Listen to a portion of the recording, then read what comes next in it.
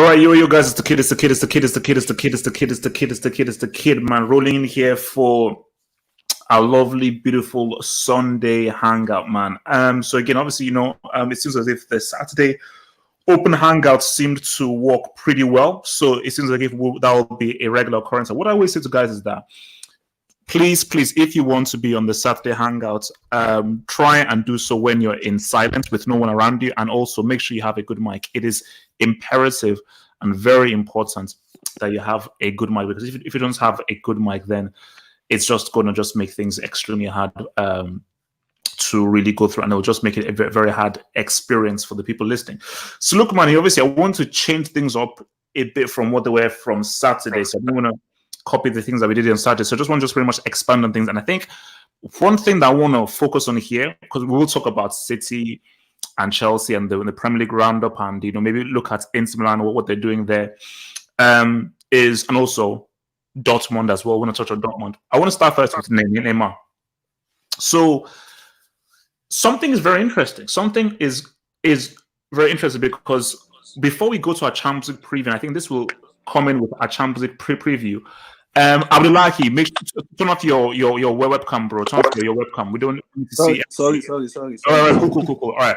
So before we go into that scenario with regards to the Champions League preview, I want to talk first about Neymar.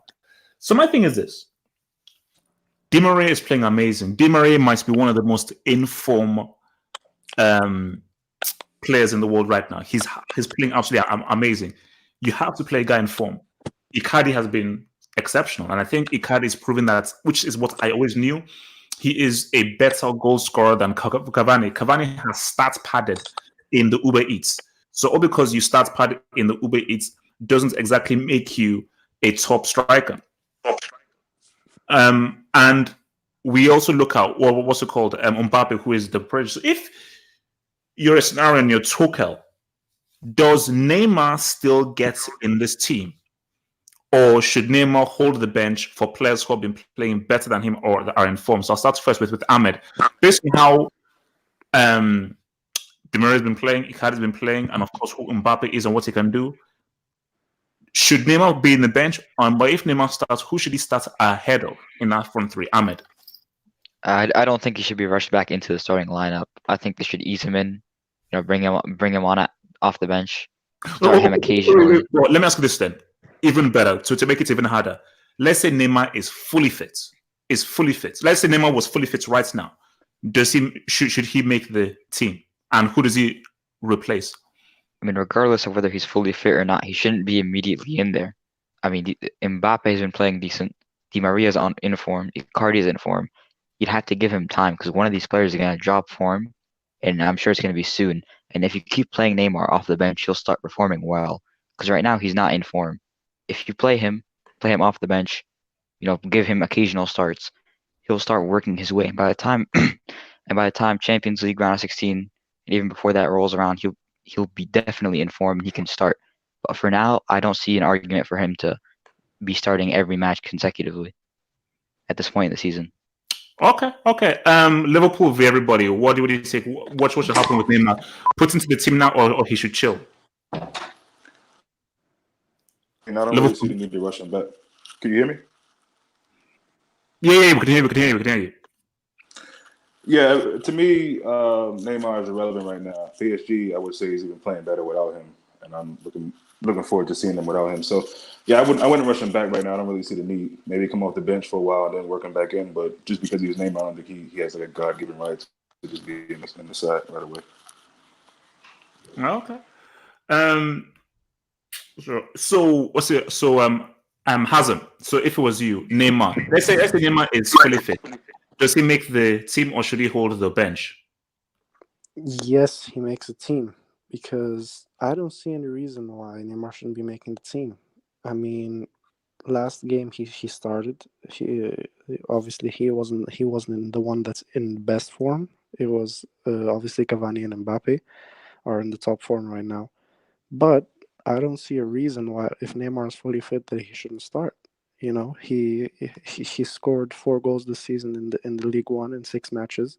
and he's been banned from the Champions League. So you need to give him a chance to show himself, and once he gets that, but if let's say if Neymar, if you see that Neymar's in the team, so if Neymar is in the team, who should he then replace? Di Maria or Mbappe?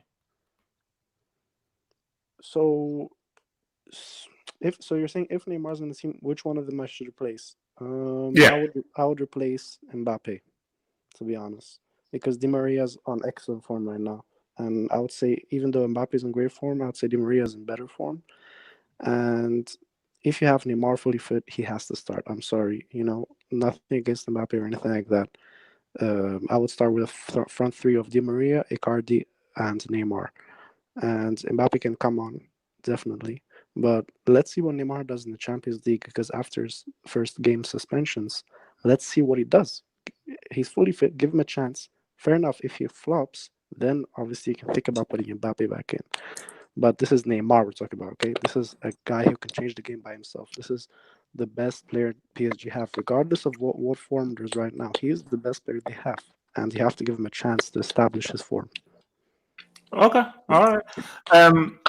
Abdullahi, then your thoughts on this? Should Neymar be put straight into the team, or he should hold it on the bench? I think Neymar should be easing. He shouldn't be rushing in immediately. He just came back from injury, so I don't see why. What if he's fully fit? If he's fully fit, should he be in the starting team? If Neymar is fully fit, no, I think I would choose Kylian Mbappe ahead of Neymar right now, because Mbappe is in top form and Di Maria is in top form. So I wouldn't even risk Neymar. I'll bring Neymar off the bench because I know he can make a difference for me. So if it depends on the team I'm playing, though. If I'm playing a strong team, I could play both of them together. Three of them, Neymar, Mbappe, Di Maria together, and I'll play Mbappe as a striker. Exactly. I'll play the two of them together. I'll play Mbappe as a striker. That it depends on the team I'm playing. But if the team I know I can beat, I could just take a risk on Neymar, put him on bench, and just bring him on. Because I want to see him being on top. I don't want to see Neymar is injured. Is going to be out of the season. I don't want to see that. I want to see the Neymar I've seen on Santos and Barcelona. I want to see him right. I want to really see him. He needs to show up right now. It's been flop. Okay. Muntaha, Neymar, what do you do? If Neymar is fully fit, should he be put into the team straight away because he is the $200 million player, or he should hold the bench? Bro, come on, man. Like, how can you even think about that, benching Neymar? This guy is right now the most talented footballer in the world right now, okay? I'm not talking about 5 years ago, 2 years ago, right now, okay? This guy can produce from nothing, So, and if you see his last game against Lille, bro, he was showing something, man. This guy was like doing, ripping apart the defense, one split touches, one pass. I mean, he was doing so great. And I think so. He's fully fit now, and I think so. He's getting back into the form, And what we want to see that from Neymar is like, can you make right decision, and can you make a difference in the final third? Which I believe. Okay, but Muntaha, okay. So you say he has to play. Who does he replace then in that front three? Bro, bench that kid, bro. This is not a kid show. The upcoming game, Mbappe is on bench. I'm sorry, let's be honest. We have to be honest over here. No. Hatred. Brother. Wait, you're putting the prodigy on the bench, Muntaha. Tell me no. Bro. Wait. You're putting a World Cup winner, a prodigy, the next superstar. You're saying that he holds the bench? So wait, Muntaha, if you're saying that he holds the bench, he should go to Real Madrid straight away, right now. No, bro. You know what? For this game, upcoming game, I'm talking about from the perspective of the coming game against Real Madrid. If Mbappe is playing, bro, look at the smile on our different faces on Tuesday. If Mbappe is playing, because we know that this guy, okay, I'm not disrespecting Mbappe. Okay, Mbappe is next in line GOAT or future GOAT potential player.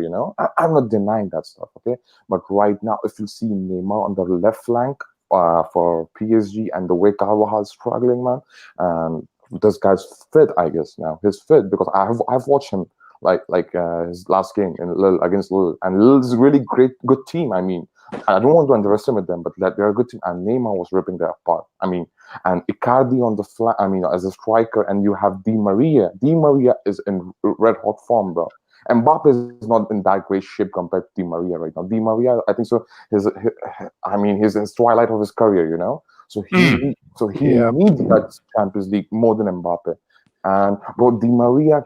On top of that, bro, one more thing I just want to add over here. Di Maria can defensively give you so much stability. He will track back. Mbappe, we don't know. Okay. Let me ask you this then, just to round this out, Monta. If PSG are to win the Champions League, what is the front three that you would put money on for them to win? You have to put your hard-earned money on a front three that would deliver PSG Champions League this season. What would that front three be? Bro, like I'm assuming the formation is 4-3-3, so the front three, like on the current form, you know what? I'll still go with Di Maria, Icardi, Neymar. I'll still look, I'm not denying Mbappe's talent, bro. You have to understand. I'm not denying Mbappe's talent. Mbappe, look, I'm not being over here. Oh no, Mbappe's trash. No. Mbappe is star for tomorrow, but this is today. We're talking about today. We're not talking about tomorrow. You have to think from the perspective of which player is in great shape and form. Look. You can play Mbappe as a striker as well, but that won't work that well. We know that Mbappe is like, right inside forward. You have to give chance to Di Maria because he's in great shape, bro. I mean, that's what. If you would bench Di Maria, because bro, we saw Mbappe did against Man United second leg. Let's be honest over here. So we know that Di Maria have a previous experience and he's on the twilight of his career. So I think. Can I say something? I want to just put this out to everyone here. I recognize Neymar's ability. I understand how talented Neymar is. And you can say, I don't know whether it's his fault or anything. Neymar should have been the next big thing. Neymar should have 2 Ballon d'Ors to his name right now. Neymar should have probably led Brazil to that World Cup. So these are all of the facts of the matter that lie right now. But my thing is that because I watched that comeback against Lille, and yes, he's just coming back from injury and everything. Do you guys still believe that's because this is the first time I've ever had doubts? Because I've always said that PSG need Neymar. They need Neymar. This is the first time since he's joined PSG that I say, wait a minute, guys. I understand his ability, but ability is one thing. Do PSG still need Neymar? Nope. Do they still need Neymar? Come on. Chill. Let me land.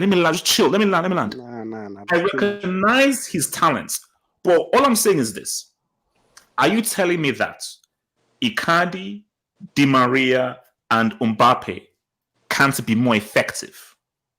Because my argument is this. This is my argument.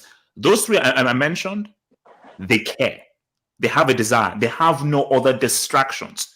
Neymar comes with baggage. You could have all the ability in the world, and everything, but if I'm hearing more about your off-field activities and your sister and your mom, rather than what is happening on the field, but you can say the same for Icardi. Come on, you can say the same for Icardi. Hey, Chich, can I just want to say one thing over here, bro.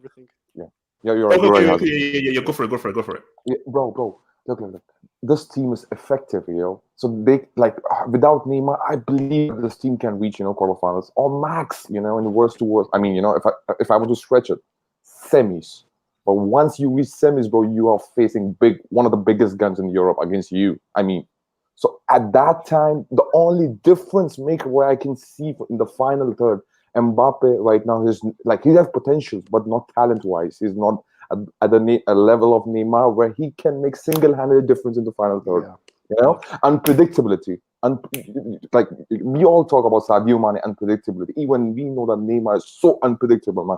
His moves, his his through balls. I mean, that's quite, and that's what you need in the semifinal, bro. But why are you assuming that they're gonna face a big gun, quote unquote, in the semifinal? Are Spurs or Ajax a big gun? You don't know who they're gonna face if they even get there. Semifinal is a semifinal. Bro, semifinal, and you know what? No, you didn't answer my question. They're not big guns, though. That's what I'm saying. No, wait. Can I answer?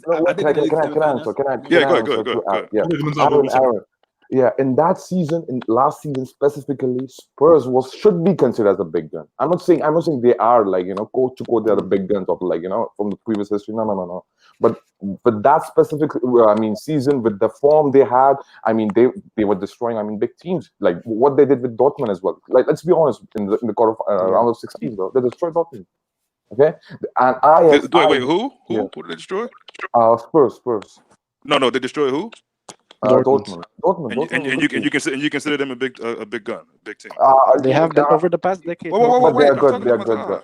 Okay. No, they're a good team. No, they're a good team. Okay. Aaron, they're a good team. And on top of that, they beaten the team who had beaten the experienced side of Real Madrid, defending champions, and the team with the Cristiano Ronaldo.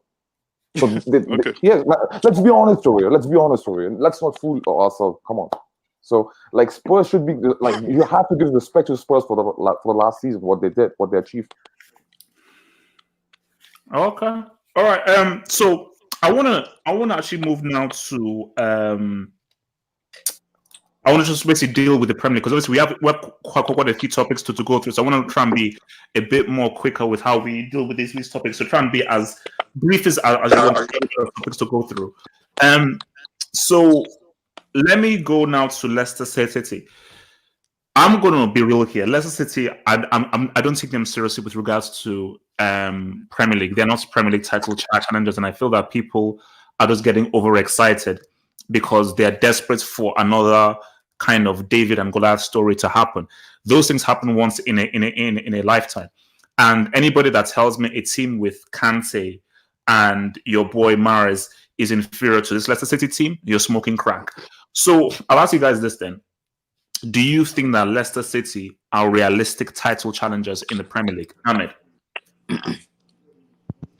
I don't think they'll challenge for the title race. I mean, do we think a team with players like with the players they have and the budget they have can challenge Liverpool? I mean, last season who challenged Liverpool? It was just City. This season, City are tailing off. No one's gonna challenge them. That's how it seems right now.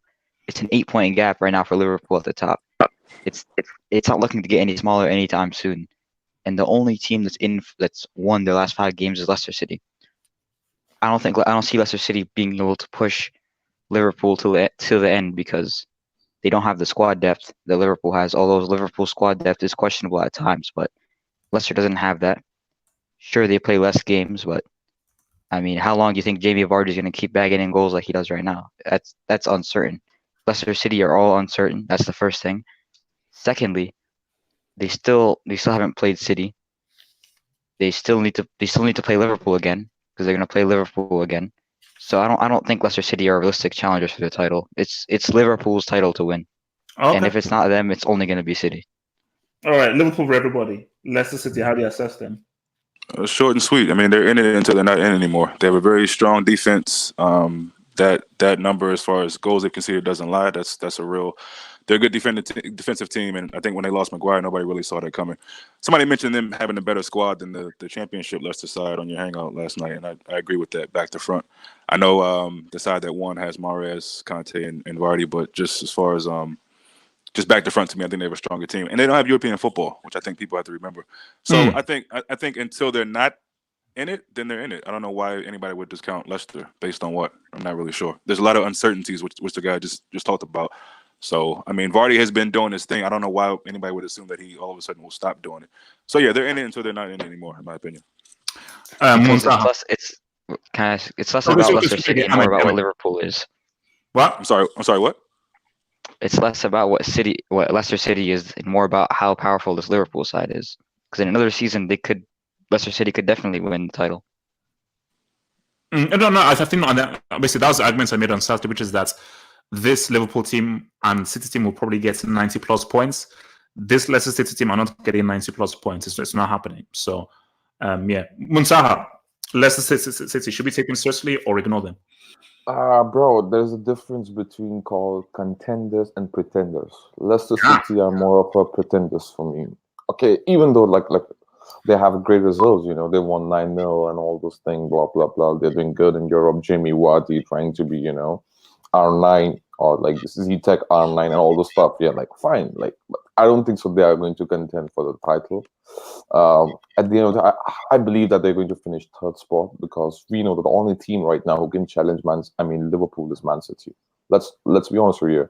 And they have all those weapons. And what we can expect from Leicester is try harder. I know that you don't have Europe, so you might give everything in in Premier League. Wait, sorry, Munsa. I Mhm. think come a little bit away from your mic. I think you're a bit too Oh. close to your mic. Come a bit away Can- from your mic. Yeah, can you hear me, bro? Yeah, go for it. Yeah.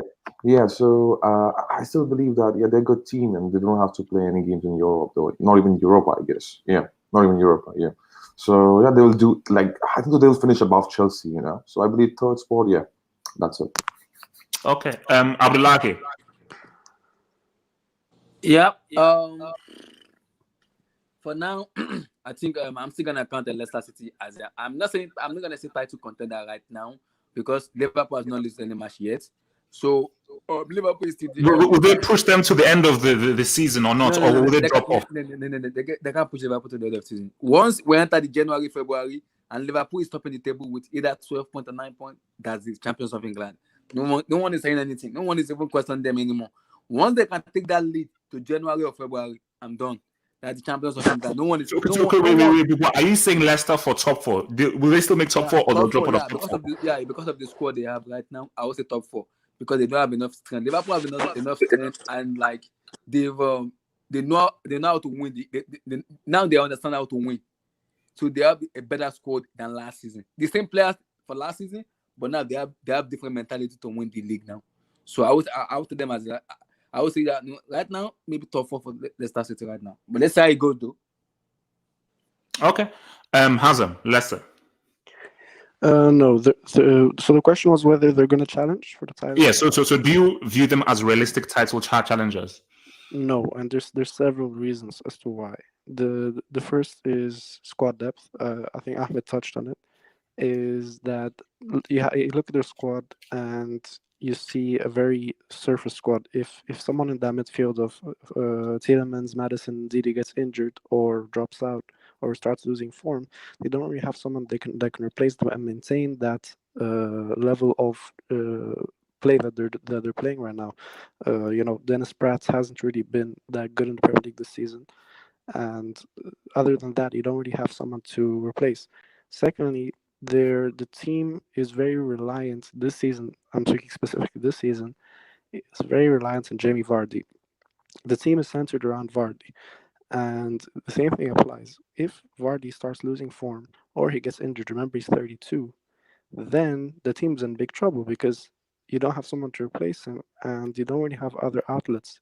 Not like the season they won the league, they didn't play with Vardy by himself. They depended on Okazaki and Vardy up front. They were two spreading the responsibility, and you had Mahrez who also took some of the responsibility. While now you just have people creating for Vardy and a very good midfield creating for him, but they can. It's not deep enough. And secondly, the second focal point in Didi, he's also the only one where Ndidi gets injured or drops out, there's no one to replace him in that holding midfield position. And those are the two most important positions on the field, the Vardy and Ndidi in terms of Leicester, because they play a 4-1-4-1, right? So the two focal points are Ndidi and Vardy, and if they get injured or something happens to them, drop a form, they're gonna be in a big trouble. And you have Liverpool and Man City are competing with you, who have huge squad depth and huge quality, that are easily going to take advantage of it. So I see City and Liverpool both finishing ahead of Leicester quite comfortably. And So but do you see Leicester doing top 4 though? Yep, I see Leicester getting 4th place. I see Chelsea finishing ahead of them, and I see Leicester maybe edging it to get top 4. Okay. So I want to now move things over to Spain now. I don't move things over to Spain. Messi was playing central midfield against Leganes, and that worried me. I was like, "What the hell am I saying?" He was Javi. I thought Javi and Hernandez had returned back to Barcelona. Barcelona were crap against Leganes. They just won because they just managed to find 2 goals out of nowhere, and Leganes' goal was actually a lot better. I'm looking at this situation right now, and I've given this some thought. Now, people say, "Oh no, Dore Valverde will get sacked. Ronald Koeman is going to come in. Ten Hag is going to come in, and they're going to come in and play the football." But I want to know what you guys think about this. Messi is great. And I know that some of these Messi apologies and people will start to say all these crazy things. I was like, I couldn't care less. I'm just going to be real here. Messi needed Xavi and Iniesta. I think they were very crucial. And I think Messi definitely needs people who bounce off of him. Now, Messi has the ability to single-handedly do crazy things, hence what he did almost last season. But I'm looking at this situation right now, and I'm saying, like, there's only so much Messi can do. So my thing is this. Do you see a scenario where Messi is fed up with Bartomeu, fed up with the lack of transfer activity, sees this as the end of the road? All his La Masia teammates are done. The new people coming in like a Us or a Griezmann aren't really working well with him. Do you see a scenario where Messi says that I need to move somewhere to try and have one last hurrah in the club game, or do you see him actually retiring and still literally carrying a team by himself individually and retiring at Barcelona? Ahmed. I think that he'll retire at Barcelona. I mean, he spent his whole career there. He'll want simply because of that. He's a Barcelona icon. Barcelona are still strong. Let me ask you this. Let me ask you this then. If, let's say, Barcelona keep on breaking it up in the Champions League, all they can do is win La Liga, and they keep on. They even do quarters max, knockouts max, maybe even group stage max. Will he still remain there? Oh damn! I think we lost Ahmed. Okay, Liverpool for everybody. Messi. Okay, so we have Ahmed back. We have Ahmed back. I think we have Ahmed back. All right, Ahmed. Sorry, you got cut off. Yeah. So I don't see Barcelona continuing to do so. I don't see them continuing to break. Maybe this season they go to quarterfinals. But the season, can you hear me? Yeah, go for it. In the future, I mean, Barcelona are going to have to shape up this summer. I know we said this last summer, but Messi has heavy in the dressing room and in the boardroom, even for Barcelona. He's essentially the head of the club, basically. So what he says is going to happen. When he wants Valverde sacked, Valverde is going to get sacked. We know that he's not too unhappy with Barcelona by the fact that Valverde is still there. If he wanted him gone and he wanted to change and he was truly desperate, Valverde would have been sacked by now because okay. So you think that Messi is happy with Valverde, or he just doesn't care? I think he's just, for whatever reason, just accepting it for now. I don't know how long it's going to continue, because if we see Barcelona, if they don't win the Champions League this season, which I don't think they will, if we don't win La Liga, Valverde's getting sacked this season.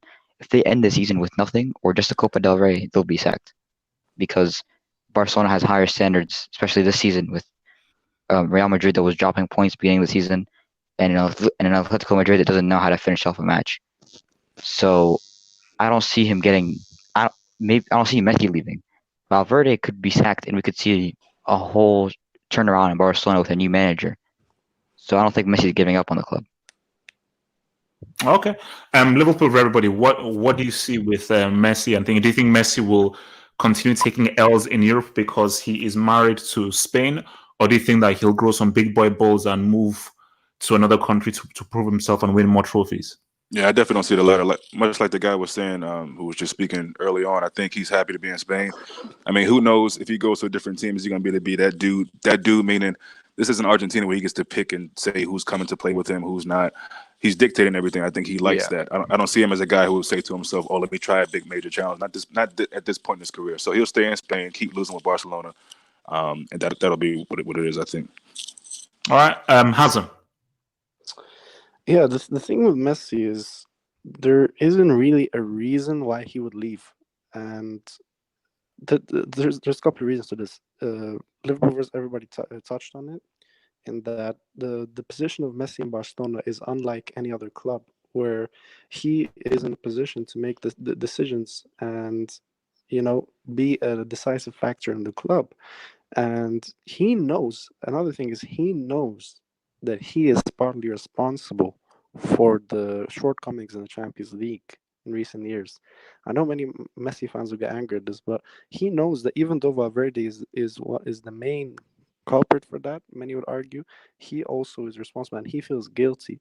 So guilty. Wait. How the hell is he guilty based on all he did last season, carrying this team by himself? How is he guilty? No, because you have to understand, Messi.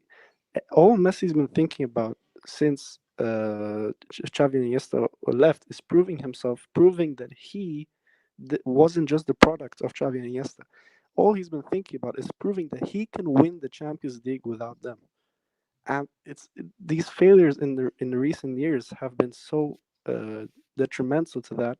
And he knows that he needs to win that Champions League with Barcelona, and he knows that if he goes to any other club, it's a risk. It's a risk because you don't have the same influence in the club, you don't have the same decision making, and you're not really gonna get much better than Barcelona. Regardless of what you want to say, Barcelona have a very good squad. Okay, Barcelona have a very good squad, and if you bear in mind about Valverde, people were talking about Valverde. Valverde's staying for the past years has also been obviously a result of Messi. If Messi wanted Valverde to leave, Valverde is gone tomorrow. He's gone. Okay, so Valverde is not gonna make Messi leave the club. It's the other way around. Messi is gonna make Valverde leave. But the fact that Valverde has been in Barcelona even last year, since the Roma loss, I think someone yesterday's Hangout said he should have been gone after the Roma loss, and he's been staying. It says something that Messi wants Valverde there for whatever reason it is. Messi wants Valverde. Maybe Valverde also gives a larger role to Messi. Maybe Valverde focuses on Messi. Maybe Valverde, maybe this is outreach, but maybe Messi feels that someone like Valverde, in the event of a loss in the Champions League, takes the blame and reduces the blame on Messi when they bottle. So if if they have an actual top coach, everyone will be looking at Messi and be like, "Oh, it's only Messi's fault." And obviously, you'll have to look at the rest of the team. But fans are tribalistic like that, and fans are reactionary like that. So there's several reasons as to why Messi would stay at Barcelona, and I would say he has an incentive to keep Valverde from his Okay. standpoint. So yeah. Okay. Milko. I'm BD Core, please, I beg you. Okay. BD Core. So your views on this? Do you see Messi somehow leaving Barcelona, or do you think that he'll actually stay and retire with Barcelona, even if Barcelona are failing him but not bringing in good players and doing good in the transfer market? How do you see this whole Messi Barcelona thing ending? So HH, before I even get to that, I want to really scream one big factor in the game yesterday against Leganes. I don't know if any of you guys who are watching this live stream saw, but Vidal was hovering No, over. it wasn't. It wasn't technically offside. Sorry, I know your point. It wasn't offside. I didn't speak when you were speaking. Okay, look, let's BD Core speak. Let's BD Core land. BD Core land. So, I don't know if you guys watched yesterday, but what I saw was such a disgrace in VAR in terms of it was such an offside to the point where I was like, the guy is literally hovering over the goalpost. He's not in front of the players. He's hovering. He's coming inside and he uses his legs. Yes, he's hovering and he uses his legs to score the goal. Now, I understand that, okay, it hit the Leganes player's legs, but can we all be honest that is a clear offside? That's a clear offside. Okay. Look, what the case may be, what Jesus said, just with regards to this whole Messi Barca thing, how do you think it all ends? Does he retire with Barca, or does he just decide to move on without signing a contract? Oh, you're talking about Laessi, right? Messi, but whatever you want to call him. His name is Laessi. So Laessi, the problem with Laessi is, I always, whenever you make a player have too much power over you, is very dangerous. It's very, very dangerous because whenever the player has a lot of power over you, that means that you can't advise yourself, or you can't counsel yourself to become a good person. Like, you can't be self-dependent. You get what I'm trying to say? And this is the problem with Barcelona. They're not self-dependent. They're just not. The board members, they are not self-dependent. Every time they're making a decision, they have to look at Laessi and they have to tell Laessi, do you want Griezmann? And if Laessi says yes, then they get him. If Laessi says no, they don't.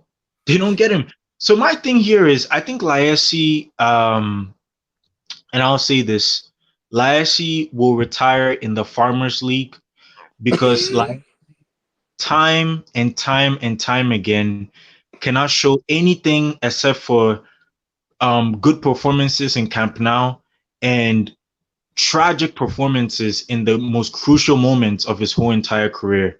He is absolutely one of the top 100 number one worst players of all time. I'm not even Okay. gonna.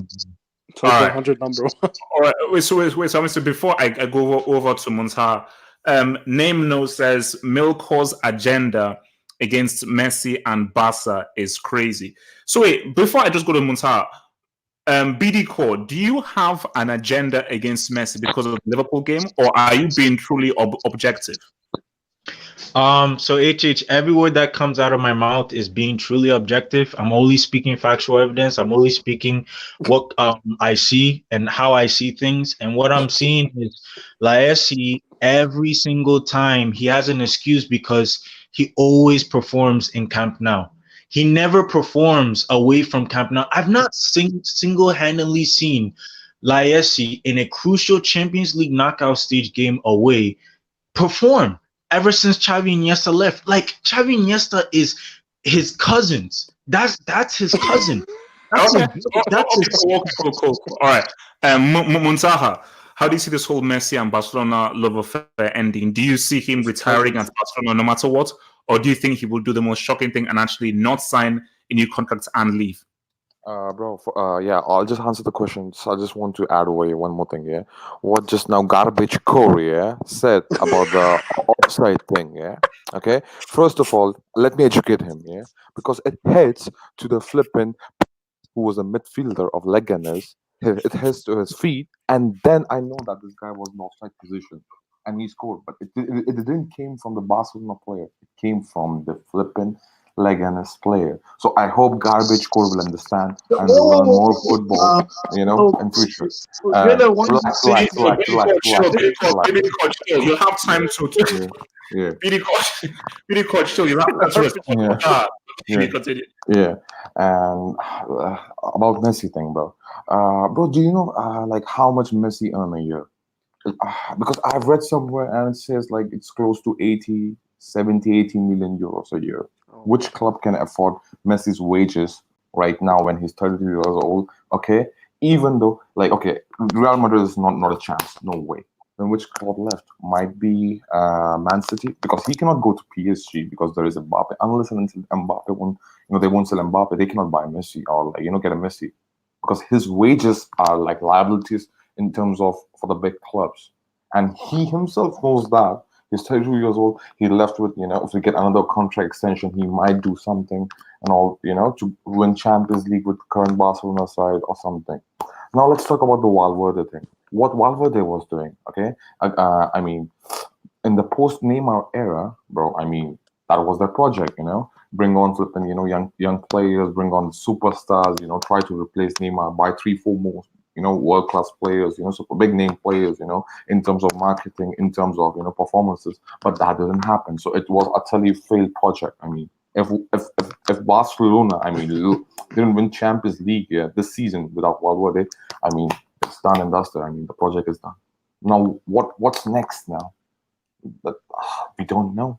We don't know because Messi right now, he knows that he's 32 years old. Let's be really honest here. Man City, they'll think about instead of paying every year 80 million euros, they will buy a new upcoming talent for 80 million euros for next 4-5 seasons or 3-4 seasons. So it doesn't. So he knows that nobody's going to give him 80-90 million euros. And let's be honest, Messi is like he's given like everything last season for Barcelona. I believe that. Okay. But at the end of the day, he wasn't successful. Let's be honest. I mean, the team wasn't successful. Team didn't show up. Even Messi showed up in the first leg against Liverpool. There's only so much one man can do. Only so much one man can do. Yeah, exactly. I believe that. Yeah. At the end of the day, it's a one man. I mean, and like if we'll see the Barcelona away results as well last season in Champions League in elimination round of 16 against Lyon, 0 goals. Against Man United, 1 goal, and it was own goal. Okay, and they paid the price against Liverpool. What happened? So they know that, like, okay, they cannot bring a team. I mean, they cannot win that easily, UCL, because last season was the best chance. This season, bro, I don't think so. Barcelona, like, they know that they cannot win UCL. Let's be honest.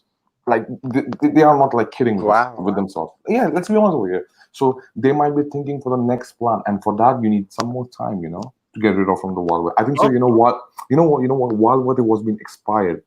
His expiry date was close. The second leg, against, like, away leg against Liverpool. That was the expiry date, man. I think so. At that time, the board should have taken action and sacked Valverde. That's the best chance, best time. Now, what if he wins La Liga again? Something like that, impressive La Liga feat by Real Madrid or something like that. You never know. So again, they're giving chance to Wallace. So I believe that Messi will stay and Messi will retire in Barcelona at the end of the day. Yep. All right, I'd like to round us off with this whole Messi thing. How do you see the whole Messi thingy thing? I'm rounding off now. Okay, I want to ask question too. I want to ask you question, Double H. Yes. Firstly, my thought about this is Messi is gonna retire in Barcelona. No club is gonna afford him. PSG, Juventus, Man City, hell no. They're not affording his wages. Wait, chill. One Man City. If he doesn't sign a contract, can't you get him on a free? Then it's just about his wages, or if you get him a free, Double H, you have to play his wages. Wages is much. His wages is much. Like his then wages he's taking a pay cut. Not an issue for City. Man City can pay his wages. They can pay that guy $1 billion a week easy. They can pay that guy $1 billion a week easy. Okay. City can afford it. Okay. You have to look at FFP, bro. FFP, yeah, exactly. FFP. And look, forget those guys are not doing anything, bro. They're already running on FFP. Okay, so like I was saying, Messi is gonna retire and at Barcelona. So my question to you, Double H, is if Barcelona doesn't, maybe if they finish in the round of 16 and they didn't qualify for that, they didn't win the La Liga and they didn't win anything in Champions League, who are you gonna blame? That's my first question. My second question is, let's say Messi stay. Let's Messi stay now, and next year they go for Neymar, and the same things happen again. They didn't even win Champions League. They finish in round of 16. How do you judge Barcelona entirely? Are you gonna put the blame on Lionel Messi, the board, Bartomeu, or who are you gonna blame? No, for me, I like if that scenario happens, there's only so much blame you can give from Messi. Messi is a machine. He's like, as like Ruud said, he's like a PlayStation player. He will always give you what he gives you. He will always give you that kind of boom, dribble pass players, assist, blah, like that. But I think that, it's just, we have to have this discussion. I'm not one of those losers on Twitter, because I know Twitter is full of these absolute moronic reject losers who proclaim Messi as the GOAT. And whenever Messi scores a hat-trick against low-life farmers, Elche team who play football part-time, they proclaim that this guy is the GOAT. I'm not one of those losers. I'm an objective dude. And my thing about this is that the thing with this is we have to look at the Xavi Iniesta factor. I'm not saying that does not make Messi a lesser player or anything. It's just the fact of the matter is that Messi plays a particular way in which he is reliant on a particular system. And which is why when people say, oh, why can't he do it for Argentina and everything? I don't want to use the word system merchant. I don't want to use the word because that's harsh. But he is reliant on a particular system. That is why that move he always does to Jordi Alba is always very key. That is his go-to move. And so my thing is for Messi, I think this is what we realized last season, and maybe the season before. A Barcelona without Xavi, Iniesta, Piqué playing like a brick, Busquets on the decline is a very lonely Barcelona. That kind of scenario and environment that you flourished in, it's very different because Messi's not feeling where I'm really all alone now. There's nobody it's like if I am playing by myself. And if he realizes that, because trust me, Messi just wants to be happy. Is Messi truly happy in this situation, doing everything himself? Will Messi truly be happy if he has to now do everything himself and he's getting no reward because he's relying on a bunch of bricks and loses, and he's being coached by a guy who doesn't have any idea how to do an attacking thing? That's my thing. That's my thing. Okay, so let's say next year came in, they get Neymar, and they still flop in Champions League. Who are you gonna blame? Depends. It depends on Well, the situation. no. If they flop, I have to now look at the way in which they flop. They flopped last season. I don't put the blame on Messi. Put the blame on Valverde, PK, and Coutinho and Suarez. Messi did the best that he could. Now, if Messi played badly in when they were flopping, then cool. But Messi didn't play badly last season. There's only so much one guy can do. Every other guy has to ride through. Right. Look, I want to switch things. I want to go to Real Madrid right now.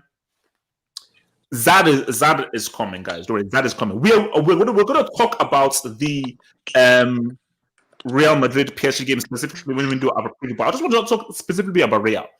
So I watched the game, and I'll probably come to Muntaha first on this, then I get other guys' views. Isco is needed, and Zidane has to understand this. Zizou, you're my guy. I respect you. You're a goat. Actually, let me just hit the super chat here because I think I missed the super chat here before I go into this. Okay, let me. Here we go. So super chats here from Gatslop, who says Switch Core is like a fiscal girlfriend to Messi. It's like a psycho girlfriend. Oh Lord, jeez. That's not how you spell psycho, bro. that's pretty deep. But look. My thing is this: is that I think Real Madrid need thing. And don't worry, guys. I mean, I know we've got BDCO and Red in the waiting room. Okay, BDCO, Red. I'm going to bring you guys in. Don't worry, I'll switch guys through. If Zizou, if you're not going to use Isco, bro, Isco move in January, and I'm telling you right now, because I don't believe in James. I think James is a Colombia merchant. He can only play good for Colombia, and that's it. He doesn't know how to play good for his club. Oh, come on. There needs to be a playmaker and a creator in Real Madrid's team. And Zad is only creator. There's only so much that Zad can do. I think that with Isco, that is the player that Real are missing. And if they allow Isco to go, Cruz is not a creative player. Modric is not a creative player. That dude Valverde is a creative player. So that's not happening.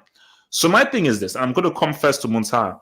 Should Isco be integrated into this Real Madrid team, or do Real not need Isco, and should Isco now move over to? And look, someone said it, bro. If Isco moves to Chelsea, treble loading right now. Muntaha, hit it. Bro, okay. So first of all, Isco, okay. Isco used to be such a great player, okay. Now he is just a Spanish midget who's holding the ball. No, don't do that. Muntaha, don't do that. No, bro, I have to do that. No, bro. Every time on counter attack, he hogs the ball and allow the opposition defenders to set in the places. And you know what? Hold the ball, move around, this and that, bro. That doesn't work because we need a player who make quick passes, quick transition. And secondly, people talk, oh, Eden Hazard doesn't score goals. First of all, Eden Hazard doesn't need to score goals because what he's having influence on the game. Those guys that say that he needs to score goals are losers. Carry on. Bro, talking about stats, do you know the last game against Real Sociedad, Eden Hazard has 9 dribbles, 2 key passes. Okay, 6 takes. Preach. Bro, okay. He literally pulling out and stretching out the defense of flipping Real Sociedad. And please don't underestimate Real Sociedad. Real Sociedad is a really good team in La Liga. They're in the red hot form in La Liga. They're not a mid-table team. Even though, if I said Real should build a team around Isco, bro. First of all, this is my personal, views. I don't think so. Isco will offer anything defensively because we need more of a box-to-box, player. But to be honest, and who is can think sometimes outside of the box and create out of nothing. Look, I know Isco is a good creator, but I don't think so. He's not right now for this team. That's what we need to get rid of from Isco to get Paul Pogba. We need a player like Paul Pogba. Not like Isco. Isco is a good player.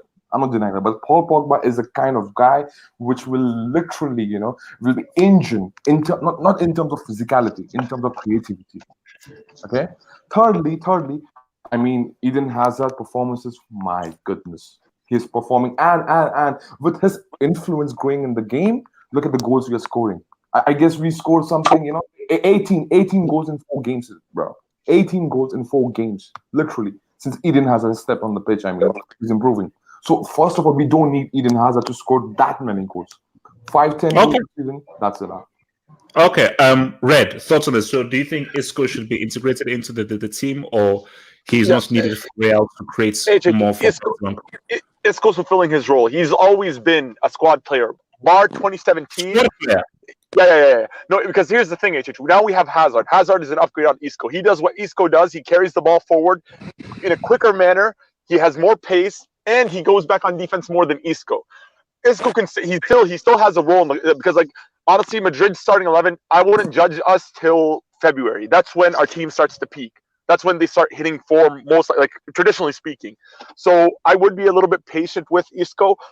He's not leaving though. I'll tell you this: Isco will gladly He will gladly sit at Madrid's squad. He doesn't want to leave Madrid. This guy doesn't want to leave Spain. He's gotten offers. Even when he wasn't playing last season, he still didn't leave. Because he just doesn't want to leave Spain. He doesn't want to learn English. He doesn't want to learn any other language. He doesn't care for that stuff. So Isco is a very complacent player. He has a very So wait, Spencer, you're telling me that he's a coward and a loser. Is that what you're trying to say? yeah. He has poor mentality. That's the truth about Isco. It's like even last season, the whole debacle between him and Solari was all because of that Moscow game when we lost 3-0 at the Bernabeu.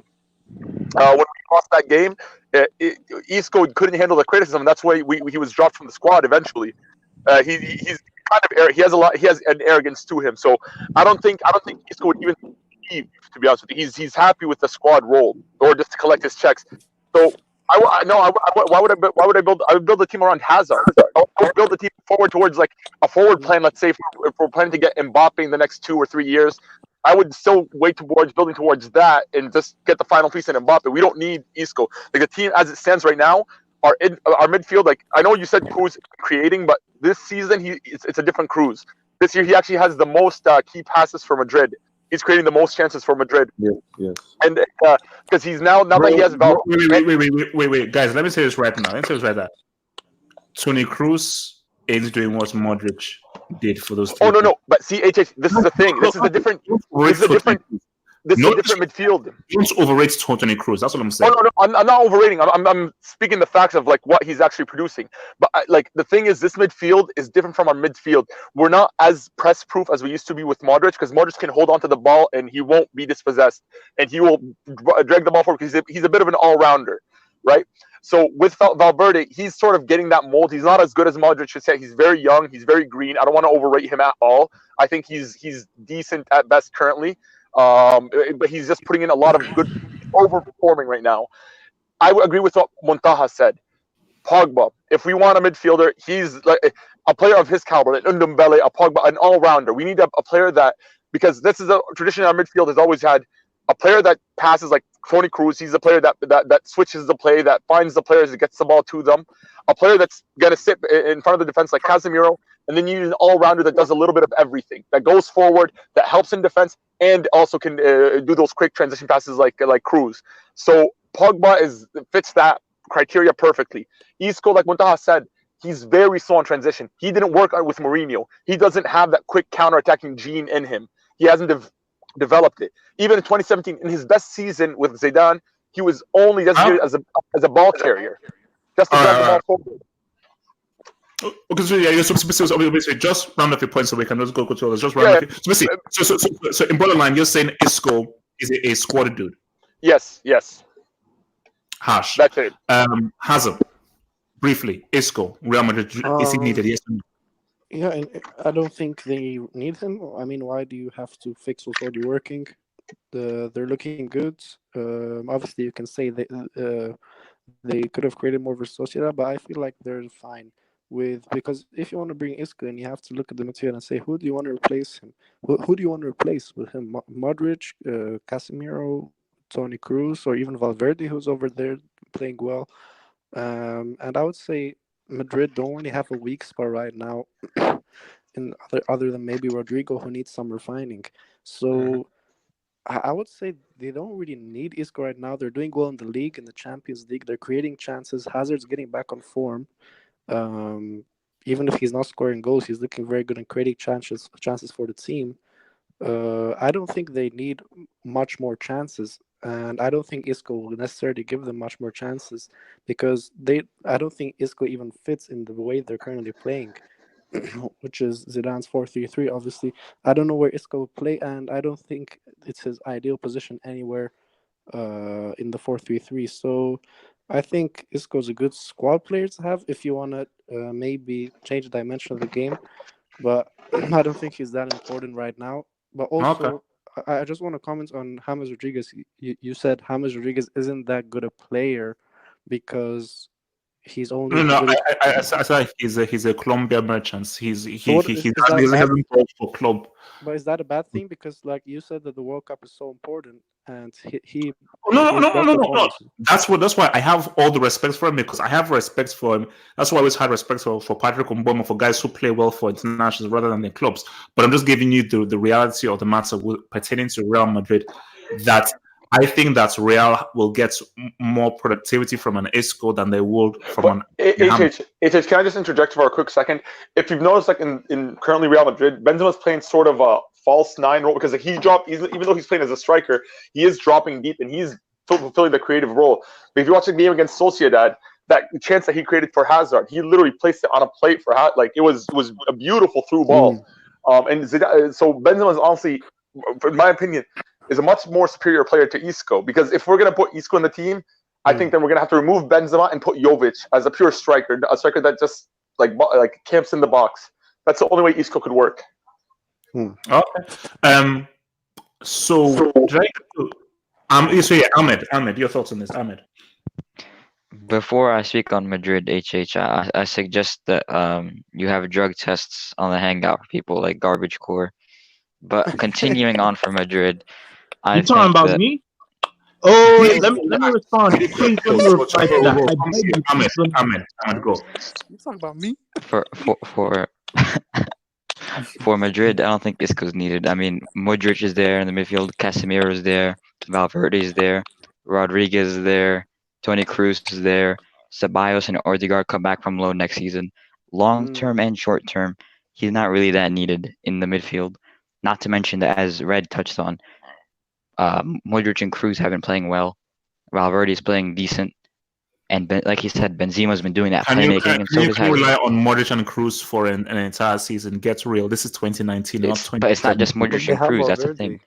You have Valverde, you have James Rodriguez, you have Asensio when he returns from injury. It's not just those two. Casemiro. Very underrated Casemiro. Wait, go. Ahmed, round off. All I'm saying is Real this side does not need Isco, not short term nor long term. Okay, so wait. Before I go to Abdullah, let me just do the super chats. Super chat from Gatlock, who says Real Madrid need a world class centre midfielder and centre back because Ramos and Varane have been bullcrap. Yes. In case you don't know, Ramos is currently under review for the Brick Academy. Ramos conceded 1 goal in 5 matches. Like we've been defensively he made one mistake. I do agree with you. Ramos is sus right now, but overall, like if you look at his defensive performances for the past, like let's say 10 games, honestly, there's very little I could critique Ramos about, or even the defense as a whole. Like that one goal, we got it. Like I think it's just because the team came back rusty from the international break. But the way we responded after that, Ramos was reading the game perfectly. Yeah, Abdullah, I can hear you. Okay. Abdullah, thoughts on this? Isco is Isco needed for Real Madrid? For me, I listened to what Muntaha and Red said. I think for me, Isco is a squad player. I don't even think is in plan for what Zidane is playing. Squad player. He's a squad player. Wow. Yeah, he's a squad player because Madrid have too many midfield. What's called this? What's his name? Valverde, Modric, Toni Kroos, Casemiro, James Rodriguez. Ceballos is coming back. So we have a lot of midfielders who can even fit in. If those Luka Modric and then maybe Toni Kroos left, that's some replacement who can even come in. Let's not talk about Paul Pogba. If eventually they get Paul Pogba, that is the creativity Real Madrid is missing. That is the creativity Real is missing. So you think Real should focus on getting Labil in January or the summer? Exactly, in the summer, Labil. And they need I think they need a central back. Because I think I can trust Militao as a central back because I'm suspecting Ramos right now. It's a problem. I think Militao can do the job of Ramos right now because Ramos should be put under review, like what you said. I'm suspecting him right now. So I think I could trust Militao together with Varane together. It does depend on the communication I'm between not them. sure. I'm not sure about that. Militao Yeah. and Varane. I don't Yeah, know. I think I don't I know. think I can trust Militao, but I'm suspecting Ramos right now. I think I No, the only place what I would say is Ramos that is Varane needs an experienced defender because there's this thing about Varane. Varane No. works best in a defensive system. If he's in an attacking system, he needs an experienced central defender next to him, and I Yeah. think that's just the reality. He has an experienced defender. He has experience, but I What? think what Real Madrid are No, missing right now is the a only creative issue with player. Someone Varane, who the can only lead issue the with ball from Varane midfield to an attack. is The other way Wait, around. wait, wait, wait, Ramos needs another defender next to him. Wait, okay, See- Abdullahi, finish your point, and I'll go to Red before going to BD call. So Abdullahi, just finish your point. Okay. I think what Real Madrid are missing right now is a midfielder who can link up from a defensive to an attacking because Karim Benzema is in a top form right now. So you need Hazard to be scoring. Though he's getting better right now. So, but you need him to be creating spaces, scoring, giving defenders a problem. So you need a creative player like Labiu who can link up from a midfield to like an attacker, a winger, or a striker. That's the only piece they're missing right now. All right, Red. Yeah, no. My only critique about Varane is like physicality wise, he's quick, he's great in the air. He's like on paper, he's a great defender. The only thing is, my critique, he doesn't read the game well. Like Ramos, I feel like his reading of the game, like if you look at even the interception numbers, Ramos like blows Varane out the water. Like Varane, you are right in that he needs an experienced defender. He needs a defender around him that has very high footballing IQ, that knows how to play the play goes, so he could tell Varane how to dictate it. Now in France, I know that Varane, like, he looks good in France, but he doesn't have experienced defender in France beside it.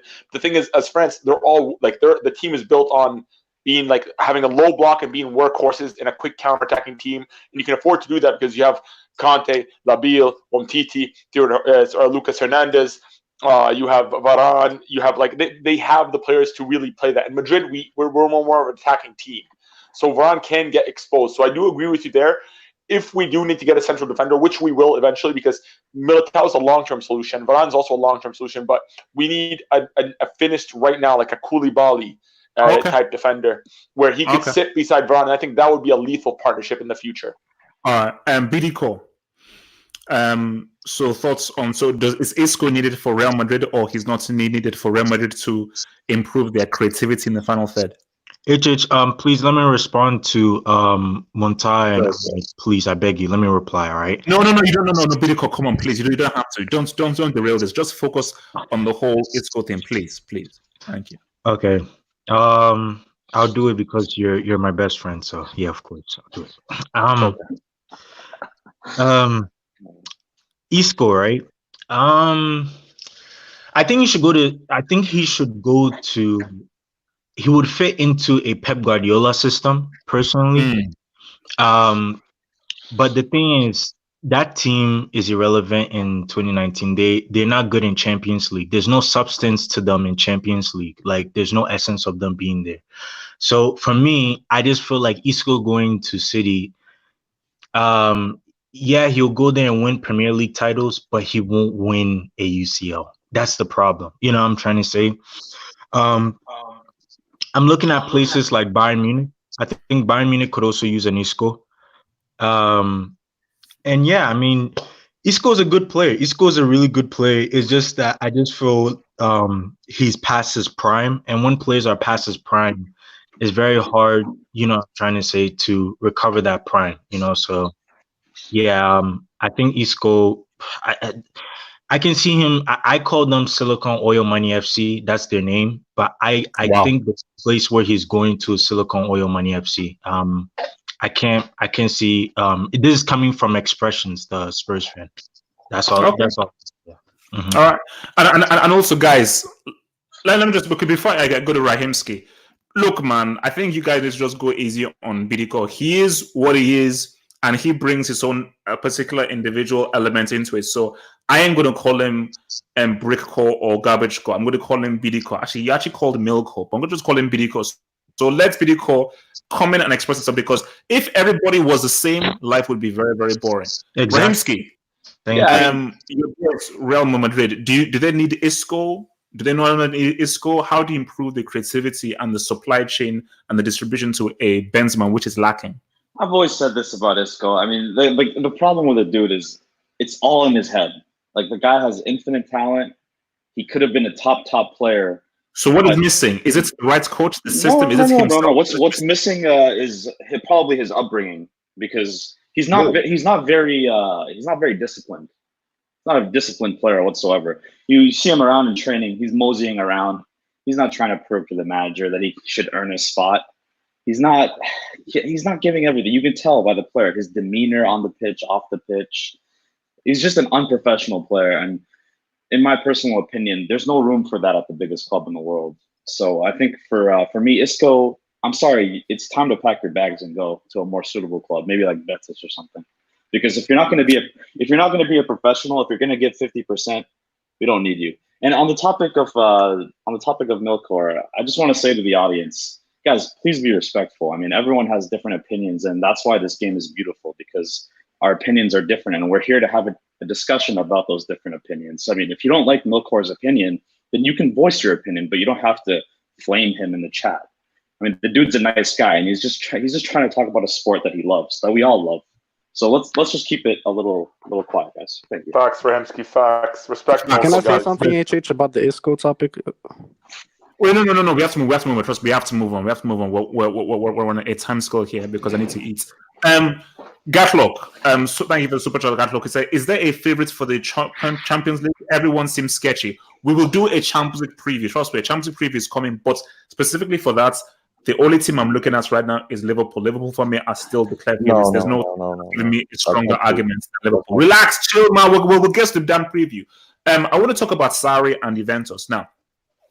People have been critical of Juve, saying that, Juve, they're not really playing that well. Sarri has been struggling to get Juve into the whole groove. Sarri, he's overrated and everything. They're not really playing with the kind of swagger and the kind of chemistry that his Napoli played with or his thing he played with. And my thing is this, and let's just get one thing clear. Juventus are winning their 9th Serie A in a row. Inter Milan are good. I respect what they're doing. I think Martinez and Thingy are superb. Sorry, I think Martinez and Lukaku are superb. They won't have enough to win this Serie A. I'll be shocked if Inter win this title. It's between them both. Because Napoli are just going through some crazy madness right now. So let me go first to Hazem here. Do you feel that long term, Sarri is the right man for Juventus and he will actually take Juventus to the next level? Or do you think that this may actually be a bad fit and it will actually end up with the pleasantly responding to his tactics? How do you see the whole Sarri Juve thing, specifically in Europe as well? Because we know what will happen in Italy. Yeah, so I think as soon as the Juventus hired Sarri, I think it was immediately clear what's going on there. It was meant to be a long-term project or medium to long-term, where obviously they were looking to maintain the success in the Serie A while also building their way towards the Champions League. However, I don't necessarily think Sarri is the coach to take the Champions League. I do, however, think that Sarri is the right coach if you want to build a new Juventus identity and make them a new type of threat to deal with. And this is what I'll say about Sarri this season in the Serie A. This season, it's been taking some time for him to implement his style. It's been more visible in the Champions League, and in Serie A, in general in Serie A, it's tougher to implement styles and tougher to build teams. Also, you have to look at the factor that Juventus went from Allegri, who was a very moderate manager. I wouldn't say conservative. He's a very balanced manager, towards Sarri, who has a very specific style of play. So it was a pretty big transition, and Juventus have done pretty well to do that. But looking at the league this season, most of Juventus results have been results based on clutch players, clutch goals, and crucial moments. It hasn't really been Juventus dominating games. They've been edging games 2-1, 1-0, something like that, based on the clutchness of Dybala and Higuain, who have been very crucial this season. For example, this weekend against Atalanta completely dominated that game. It was a complete domination. Juventus were out of the game completely. And then, towards the end of the game, boom, Higuain scored out of nothing. It was out of nothing. and then Dybala scored. Obviously, they have those crucial players that make them maintain their dominance in Serie A and help Sarri to be able to continue to develop his system. So I think So you do believe long term they will be able to play to the level that Napoli were able to play. So you think that they'll be able to get that chemistry? 100%, 100%. Juventus are going to be next season. They're going to be playing at that level, and obviously with additional But he transfer needs windows. some players, though. He needs some players. Yeah, additional transfer windows. They need to get players specific for the system. Remember, Sarri is not going to be getting particularly focusing on unbelievable stars. He's going to be focusing on players that fit to the system. Those are these coaches, Sarri, all those system-based coaches. They don't care about the players. They care about the system. The priority is the system. The priority is not the players, and that's why one of the reasons you're looking at Ronaldo. He's getting frustrated many times this season. He's been taking it off as a substitute because Sarri prioritizes the system. He doesn't prioritize the player, and that's something Ronaldo doesn't like. Okay, all right. Yeah. So before I roll over to Red, let me just hit the super chats here. Martin Rosario says, "Let me find out who's clowning BD Core. Watch it, Martin. Please do that, man. Let's protect our dear friend BD Core." So Red, how much do you believe in Sarri and Sarri's system and the process? Do you think Sarri can get Juventus to the next level, a level which Allegri did not get them to because they lost 2 CL finals on them?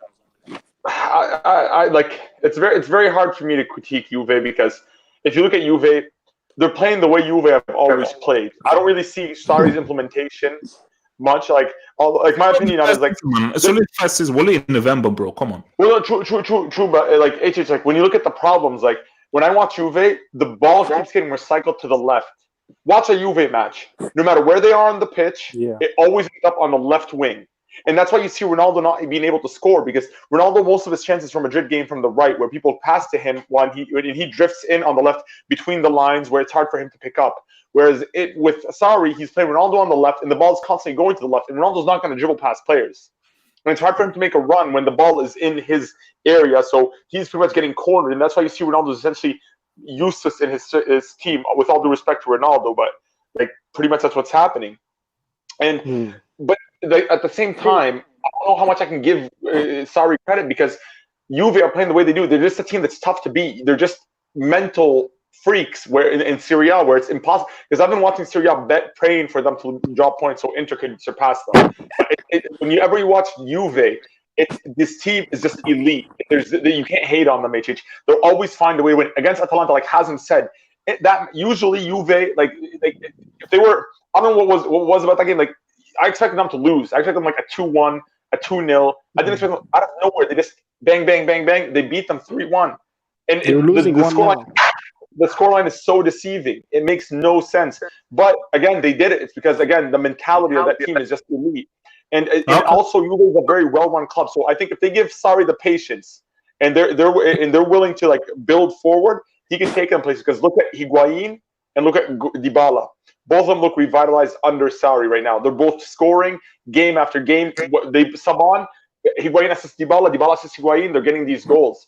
So, like from there, you could clearly see he is doing something right. So let's see how far he could take it. Okay. So before I just go here, let me just hit this. So thank you, Primera Marmot Super Chats. Thoughts when Uncle Mo gets baptized by Bayern? Primera, don't have negative thoughts. That is a pessimistic view. We need positive thoughts for our Uncle Mo, who is still the GOAT. If he wins a trophy with Tottenham, he will be God. Ahmed, Sarri and Juventus, do you trust the process? I mean, it's like you said earlier, it's still November. I mean, the Champions League will really kick off in February. That's 3 months away. And Juve are still getting into it. They're strong right now. They haven't lost a single match. And you can say, sure, it's Serie A, but it's still impressive that they haven't lost a single match in any competition. And Juve will definitely be one of the favorites. That's for sure. But if they can reach a semifinal or a final, I think that's yet to be seen. It's important to see, firstly, what kind of injuries they face this season. And secondly, how when February rolls around and March rolls around, how Ronaldo, Dybala, Higuain will be playing. That's an important factor. Okay. Montaha, Sarri and Juve, how do you see this thing rolling through, man? Bro, first of all, this guy doesn't have a personality, bro. Bro, What? look at bro. This guy doesn't have a personality in the Wait, wait, dressing wait, room. wait, wait, wait. You're saying Yeah, Sarri doesn't yeah, have a personality? yes, yes, bro. Because this guy's been What rejected the by hell? Kepa. Bro, this guy's been rejected by Kepa. Bro, come on, man. First of all, okay, when you're trying to come in the dressing room, you should have a kind of aura to you, like my boy, like what's his name, Massimiliano Allegri used to have. Bro, Allegri, oh my god, bro, bring back Allegri first.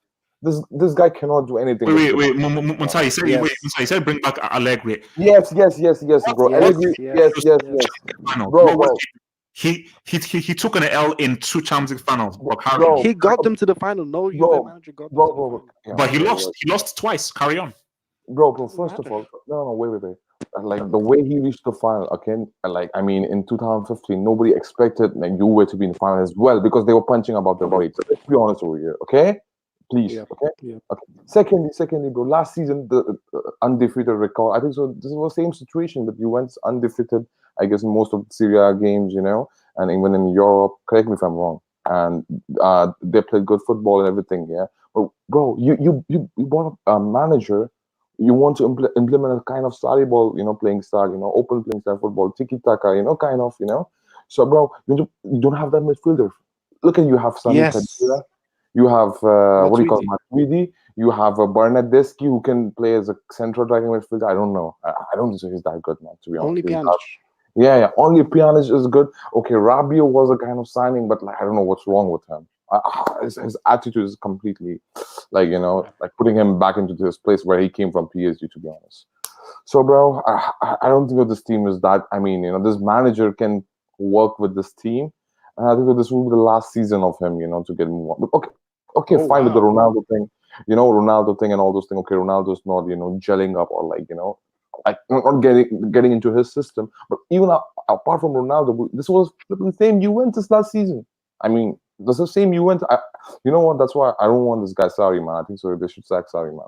They should go for Pochettino or something like that. Allegri back. Yeah, Wait, or bring back Allegri or something like that, bro. I don't want this guy. I mean, bro, no, people. wait, no. I'm not sure. I've got to, before I go to Abdullah, I've got to respond to that. So you say bring back Allegri. Yeah, The whole point of Juventus is we need to win the Champions League. We need to win the Champions League. Allegri, in all those years, you did not win the Champions League. Can you give Sarri at least one season? If Sarri, So why did he get a ball? wait, let me land. If Sarri ends up coming third in the Serie A, or they come fourth, but they win the Champions League, he has superseded Allegri and Conte, 100%. But what has Sarri done in bro, the wait, Champions League? Hasn't, brother, wait. Sorry. You know what? Literally, yeah. I mean, it's not Sarri, carrying team. It's literally team carrying Sarri now. Let's be honest over here. Bro, because this team is so habitual of playing, Serie A. They know how to win Serie A games, bro. Look at the record in Champions League. Look at the way they're playing now in group series. Do you call it entertaining football? Do you call it like, or football which is like you have been bought here? What kind of football is that? It's like literally Allegri football they are playing, bro. Apart from attacking from the left flank, but come on, man. Bro, let's be honest with ourselves, man. No.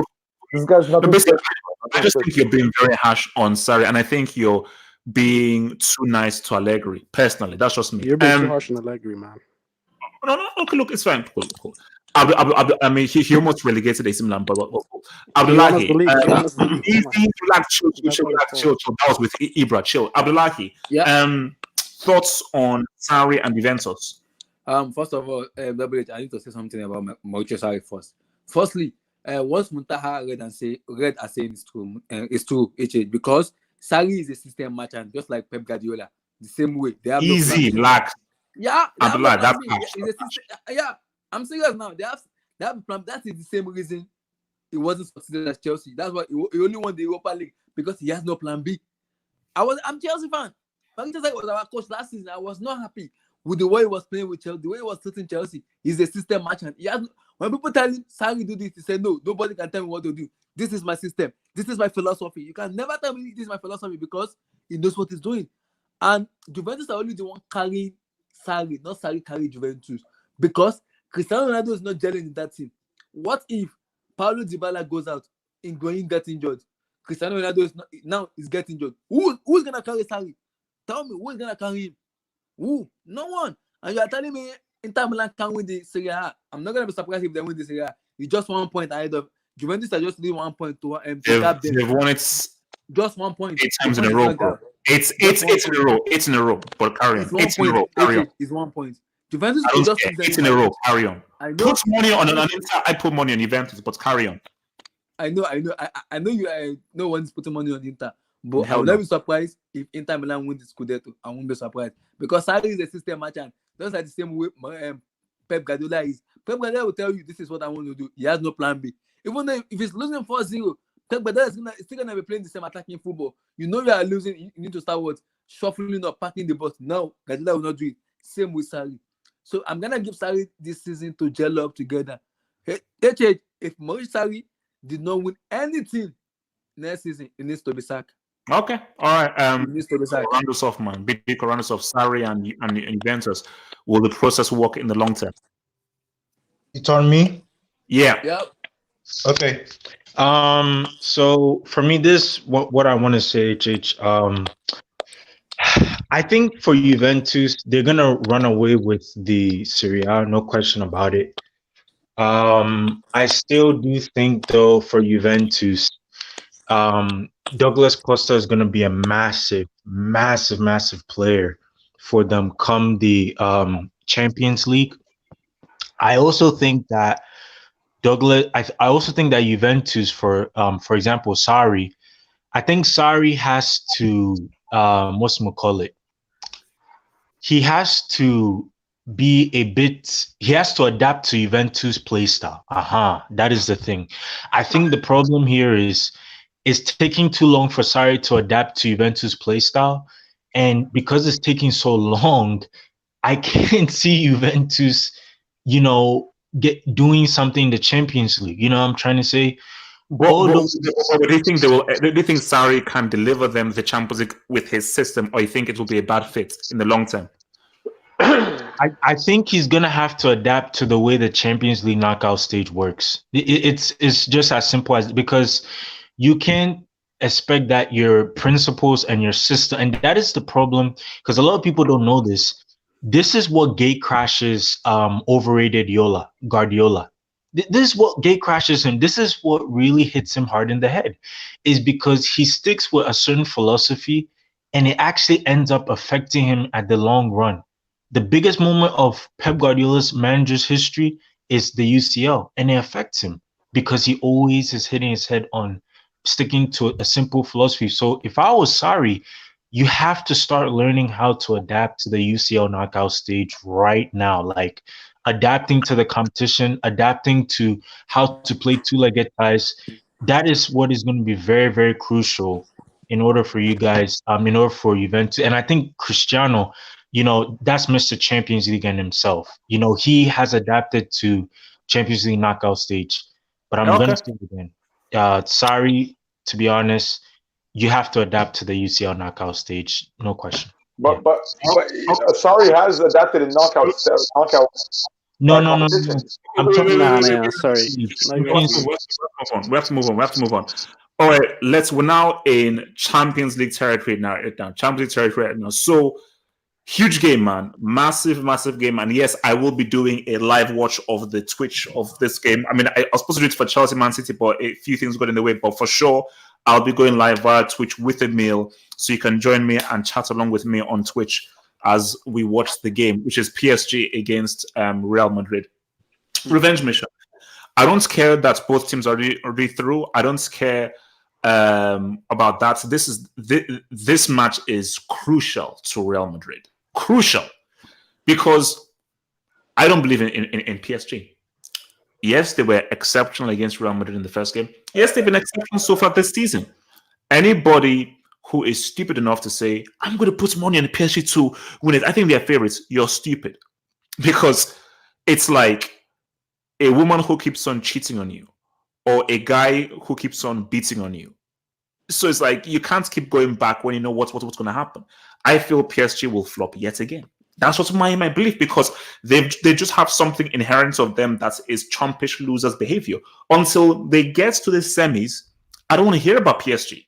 But with this match in particular, if Real Madrid gets beat at the Bernabeu, I feel that their souls will be snatched, and 100% it would be impossible for them to win the Champions League. That is my 100% belief.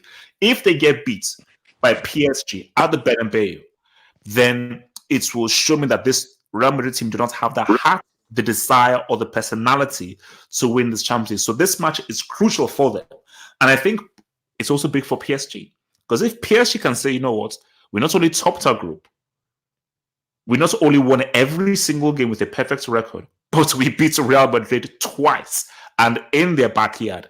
That will give PSG the belief to say, you know what, maybe this year is different. Now, I don't believe that. I think this year is going to be the exact same for PSG. But for PSG and themselves, they say, you know what, screw HH.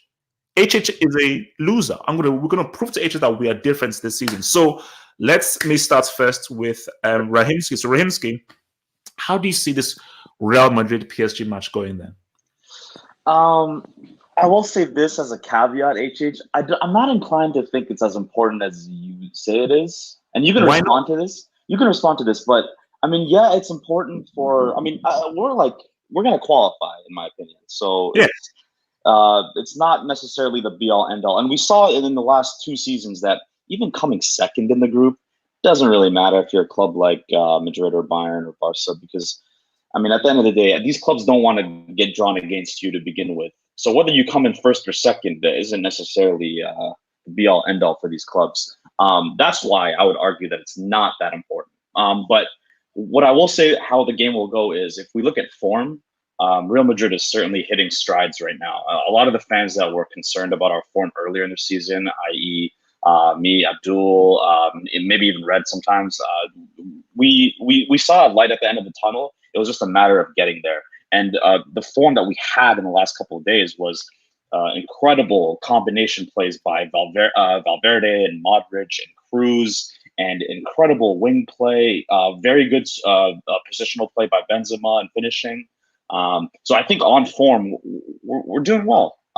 If you look at PSG, though, there appears to be a lot of turmoil in that club right now. I mean, you have first and foremost, you have Neymar getting subbed off, Tuchel making the excuse that he might have had a knock, Neymar not even immediately just going to the dressing room like, who the fuck do you? I'm sorry, who do you think you are? And not only that, I mean, the form of Mbappe and Neymar, that combination. I was talking to Tosin the other day. He said that in this entire season, and HH, we're almost in December, man. In this entire season, Neymar and Mbappe have only played 60 minutes together. That's baffling. That HH, that's $300 million. And they've only played. Everything you're saying is saying that Real will lubricate PSG. Then is that what you're saying? I don't think a lubrication is happening. What I will say is, I'm inclined to say that we're going to win 2-1 or 2-0. I will pull my neck out and say that. Okay, so before I go to the other, so Remsky, then let's say, let me just create a scenario. Let us say PSG win 3-0 or they win 3-1. You don't think that will have a serious psychological effect on Real Madrid going forward? It might have a psychological effect in the Champions League, certainly. I don't think it'll affect our league play. This team seems pretty dead set on winning the league, and if we can accomplish that this season, I'll be happy. Now, going back to your question, will it affect us in the Champions League? I mean, yeah, absolutely. I mean, if you're going to get beat by a team that a lot of people, whether you like it or not, HH, consider the favorites because of the squad alone, yeah, that's going to have a psychological effect on you. But is it going to happen? I don't think it's likely going to happen. Okay. Munzaha, thoughts on this? For me, bro, I think so PSG is best team, and to face the best team and, at least to get respond to them. I think so we can do it. And I hope, Di Maria is on bench and Mbappe is starting this game, bro. I believe that, if that's the case, bro, oh my God, bro. I mean, that's quite relieving for me, bro, from the game perspective, I think so we are winning this game, I believe. 2-1 or might be 2-2 draw. I can see that, So, yeah, man, that's the thing. And Neymar situation with, with Tuchel and all those things, I don't think so it will hamper them a lot. Like, Neymar's going to start, I believe that. And bro. I mean, even he himself wants to prove, on big occasion, because last time he came to Bernabeu and lost the game, so he might become with some kind of revenge or with mentality. So yeah, man. So you have to take care of that. And last thing, I'll just worry about, for us, bro. I think so. We are doing good, in every department except the right back thing, which I fear for Carvajal. Danny Carvajal looks so shaky. Carvajal has not been the same. I keep saying to people that Yeah. the key that has been missing for Real Madrid this season is Marcelo and Danny Carvajal being on form. That has been a crucial miss for Real Madrid, because they were critical to Real Madrid winning those 3 CLs. But carry on, Monta. Yeah, so bro, because in this last game he was okay, So I hope Carvajal put some decent performance in this game. And the question is, will Marcelo start this game? I think so, yes. He will start this game, the coming PSG game. Because we need to attack them. We have to, break them down. And you can see the defensive performance of PSG in Champions League is like so good, man. I mean, they right now PSG didn't concede a single goal in Champions League group stages. So yeah, so that's how they're good in the defense. So yeah, man. So I think so. We'll win. So what's your score? 2-1, 2-1. Real Madrid win. Yeah. Okay. Red. Mr. Red. The most important thing, HH, is to qualify. Like, that's number one. So we have to secure that, and to secure that 100%, we have to at least get a draw against PSG. At least, because if we lose PSG, it's still up for grabs. By the way. So it's from that point, we cannot lose this game. Now, what I expect and what I want as a fan is I expect us to beat them, like we convincingly too. We can't lose 3-0. Like, we have to make a statement. If Madrid want to be serious, you have to make a statement. This game means more for momentum, because the teams that we're beating right now, like Sociedad, respect to them, they're a top team in La Liga, but Madrid, if they're going for the title, they should be expected to beat these teams. Right, so we have to play PSG to beat them, which we can. Thing is, PSG is a very good team. We have to respect them too. Like, if they beat Madrid, it's well deserved. Like, their team is stacked. Like, Di Maria is incredible. What's it called? Neymar, Mbappe. Like, Thiago Silva has been arguably one of the best defenders in Europe. Icardi's adapting well to the team, and he's meshing well. So, like, they're a tough team to beat. Uber Eats, carry on. Uber Eats or not, like people just mentioned, in the Champions League, they haven't conceded a single goal, and they've played good teams, like teams that have played in the Champions League. Wait, FC Brugge and who's the other team? FC Brugge and Galatasaray. Well, Club Brugge has been in the Champions League for the past 3 seasons, I believe. So they're a consistent. The point is, I think Madrid are going to beat them, and I see it 3-1. Whoa! Yes. 3-1. Oh. 3-1. Okay. Okay. Don't worry. After the match, we're having a Wednesday hangout. So Wednesday hangout, I want to see you back for that Wednesday hangout. I'll be there. Thoughts on it? How do you see the city's going, man? Hello. Hazem. How do you see this going? How do you see it going? Can you hear me? Yeah. Yes. I see Madrid winning. I do think the PSG has been doing well this season, but they've been pretty overhyped. And I don't think we should be making such conclusions and assumptions based on the group stage and their domestic league form. Yes. Although, they did perform well against Madrid in the first game. But I want to see them doing it on a consistent basis, and when they're actually under pressure. I still don't think they, Thiago Silva's playing well, but I still think they need to fix their defense and provide a really world-class center back next to Thiago Silva if they want to actually make a push for the Champions League. Other than that, they look pretty good. Midfield is looking good. They could improve their fullbacks, but I just don't see anything. I don't see a drastic change from last season, to be honest, to be completely fair. I don't see that spark or that extra factor that can take them from last season's level, which was not be able to get through against United, to this season making a push for the Champions League. I think that's too big of a jump, and I think it will take a longer time to achieve that level. And as for the game against Madrid, look, Madrid are looking good. They're on good form. Many of their players are showing up. Hazard is coming into form. And although PSG are good, We want Zad, not Hazard. No one wants Hazard. We want Zad. We want Zad. all right, Zard, yeah, he's coming into Zard. So, in your words, so look, I'm gonna go with Score. Madrid Give me win. a score. I'm Give gonna me a go score. with Give me a half score. I'm gonna go with 2-1 Madrid, and I'm gonna say Di Maria will score.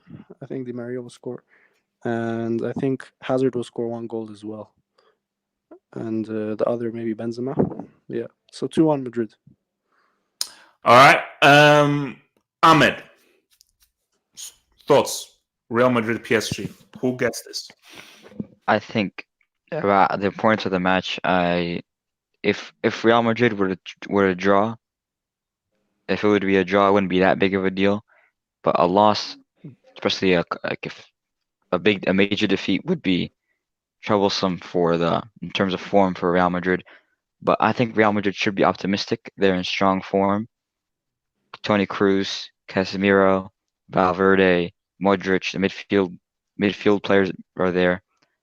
As mentioned earlier, the only concern is Carvajal in defense, and maybe as always, Courtois is always somewhat of a concern. But I think Real Madrid are picking up form, and I think at home this should be a win.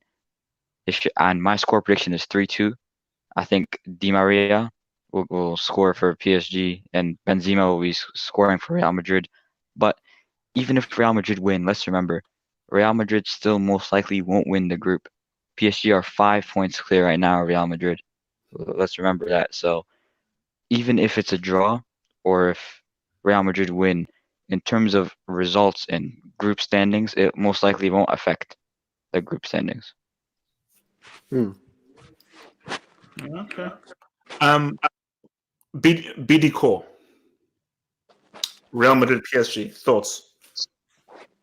Yeah, it's so funny how people say these guys are the best team in the world, because I really laugh at it sometimes. How come the best team in the world have 0 UCLs in their history book? No, just go to footballhistory.org, check PSG. Nothing is there. Nothing is there when you go to footballhistory.org. Nothing is there. So my thing here is the irrelevance will always be relevant no matter what. Even if they buy this player, they'll always be relevant. And my thing here is I really do think Real Madrid can win this game. I think Real Madrid is back to becoming the Real Madrid that we all know of. And I think that Real Madrid will give PSG a spanking on Tuesday. I really do believe this. Because What kind of score? What kind of score? I need to hear your score. I was gonna say 8-0. Yeah. PSG is not scoring any goal. They're not scoring any goal in Santiago. I'm telling you this right now. Wait. So BD Core, you're telling me that PSG are gonna get reinstated by Real Madrid? They'll be crucified, they'll be circumcised, they'll be lubricated by Real Madrid. I'm being serious. Okay, wait. Okay, basically, BD Core, Wednesday, I want to see you back here. Abdullah, score Real Madrid PSG. Go. He said crucified. I think for me, it depends on what formation PSG are playing, because Di Maria is that right now. Di Maria is their best player right now. He's been in insane form. So if Thomas Tuchel want to rest Di Maria, I think that's a big plus for Real Madrid. But now my problem for Real Madrid now is Carvajal. Is Neymar gonna play? Is Kylian Mbappe gonna start? It depends on Tuchel. We have to see how Tuchel is gonna set up the formation. How it's gonna set up the formation with Real Madrid. It not depends. And for me, for my score prediction, wow, it's difficult. I'm seeing Hazard scoring, Benzema scoring, but I'm not sure about the midfielder. I see Hazard scoring, Karim Benzema scoring. So I would say, let me say 3-0 to Real Madrid. 3-0. Yep. What the hell? Yep. At Bloody least not man. 8-0. All right. Okay. So look, man. Let's go over to Juve against Atletico Madrid. I want to now ride with Juve against Atletico Madrid. Now I believe Wait, both. we're stopping the table. We're stopping the table between Juve and Atletico. No. I thought it's. I believe it might be Juve. I think it's Juve. It might be. I'm not sure. I think it might be. Yeah, it's you. Okay. So But the J library. So before we go there, so like Juve Atletico Madrid, I think Juve may edge this. I think Juve might edge this. I'm not sold on Atletico Madrid, man. I think basically all of you guys who said Joao Felix was the next big thing. Where the hell are you guys now? Where the hell are you guys right now? Who are you now? I feel at least my voice said Simeone should have taken the Argentina job. If Simeone took the Argentina job, that is the best chance for Argentina to win a major trophy. So if Messi, you're smart, get Simeone to get that thing. So Hazem, Juve, Atletico, what are you saying? Because I'm not even going to talk about Barcelona and Dortmund because I am done with Dortmund. I'm totally done with those dudes. Hazem. Just give me a score. Give me a score. I'm gonna go with a 1-0 Juve. A boring match, pointless match. They're both going through, so 1-0 Juve. All right. Red. Juve, Atletico. Red. I see a 1-1, maybe like 0-0. It's just gonna be awful football. Damn. They're both pretty much like they're both just fighting for qualification. That's it. They're not gonna risk it. They're not gonna go out there. Juve has nothing to prove. Juve's already they're walking their league. Everybody knows that they're serious contenders. Atleti, aren't they qualified already too? Yeah. Yeah, it's gonna be a 0-0, 1-1. It's a match. I'd recommend you guys pass on it. Okay. Me too. Muntar. Bro, again, you're going to see the masterclass of Carl Diego Simeone, and he's going to sit back and going to lose this game by 2-0 or 1-0, I believe that, because he has to play on the weekends against Barcelona at home in La Liga, and anyways, he's qualified for the flipping Champions League, so I don't think he's going to put all those weapons in his first 11. And I think he's going to sit back, and they're going to lose. No, I don't think they're going to, draw. I think they're going to lose yet. Okay. Raheem. Oh man, I think it's going to be cagey, like Red said. I think it's going to be boring. I think Atleti have problems scoring, so I'm going to say 1-0 Juve, and I'm going to say Dybala. Thank you. All right, BD Core. Juventus, Atletico, BD Core. Hello, yeah. Yes. I'm gonna go with. Give me a score. I think this will be tightly contested. These are two historic clubs based on footballhistory.org. What, 2 2-2. UCL? Come on. No, Atletico has 3 Europa Leagues. Give me a score. Who cares? Yeah, 2-2 scoreline. 2-2. 2-2. Yeah. Okay. I don't want to talk about this, but let me even bring it in here. Because this is actually quite interesting because Barcelona, Dortmund. Now, I was just assuming that there's no points. Dortmund are so trash. They're such a waste of time. What's the point? But then again, I saw that the Ghana's game.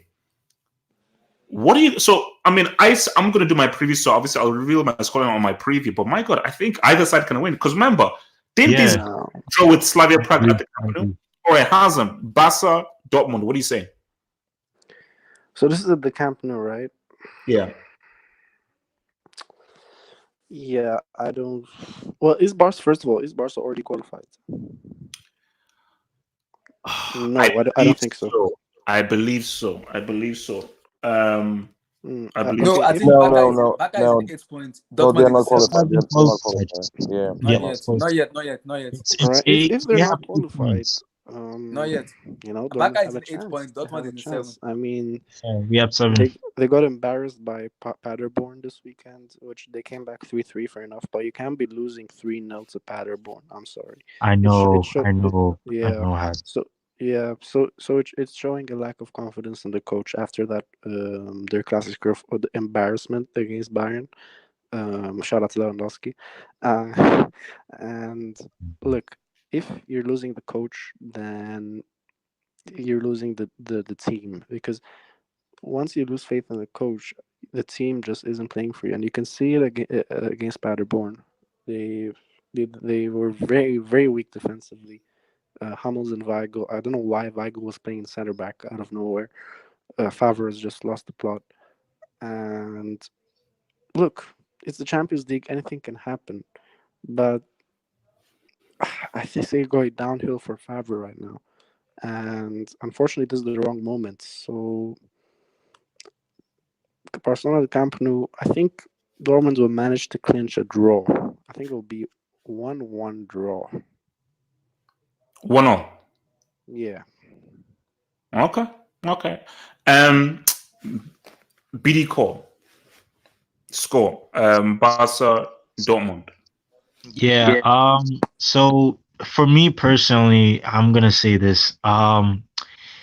We don't have Alcácer for that game. Alcácer got injured in that Paderborn game. So for me, I think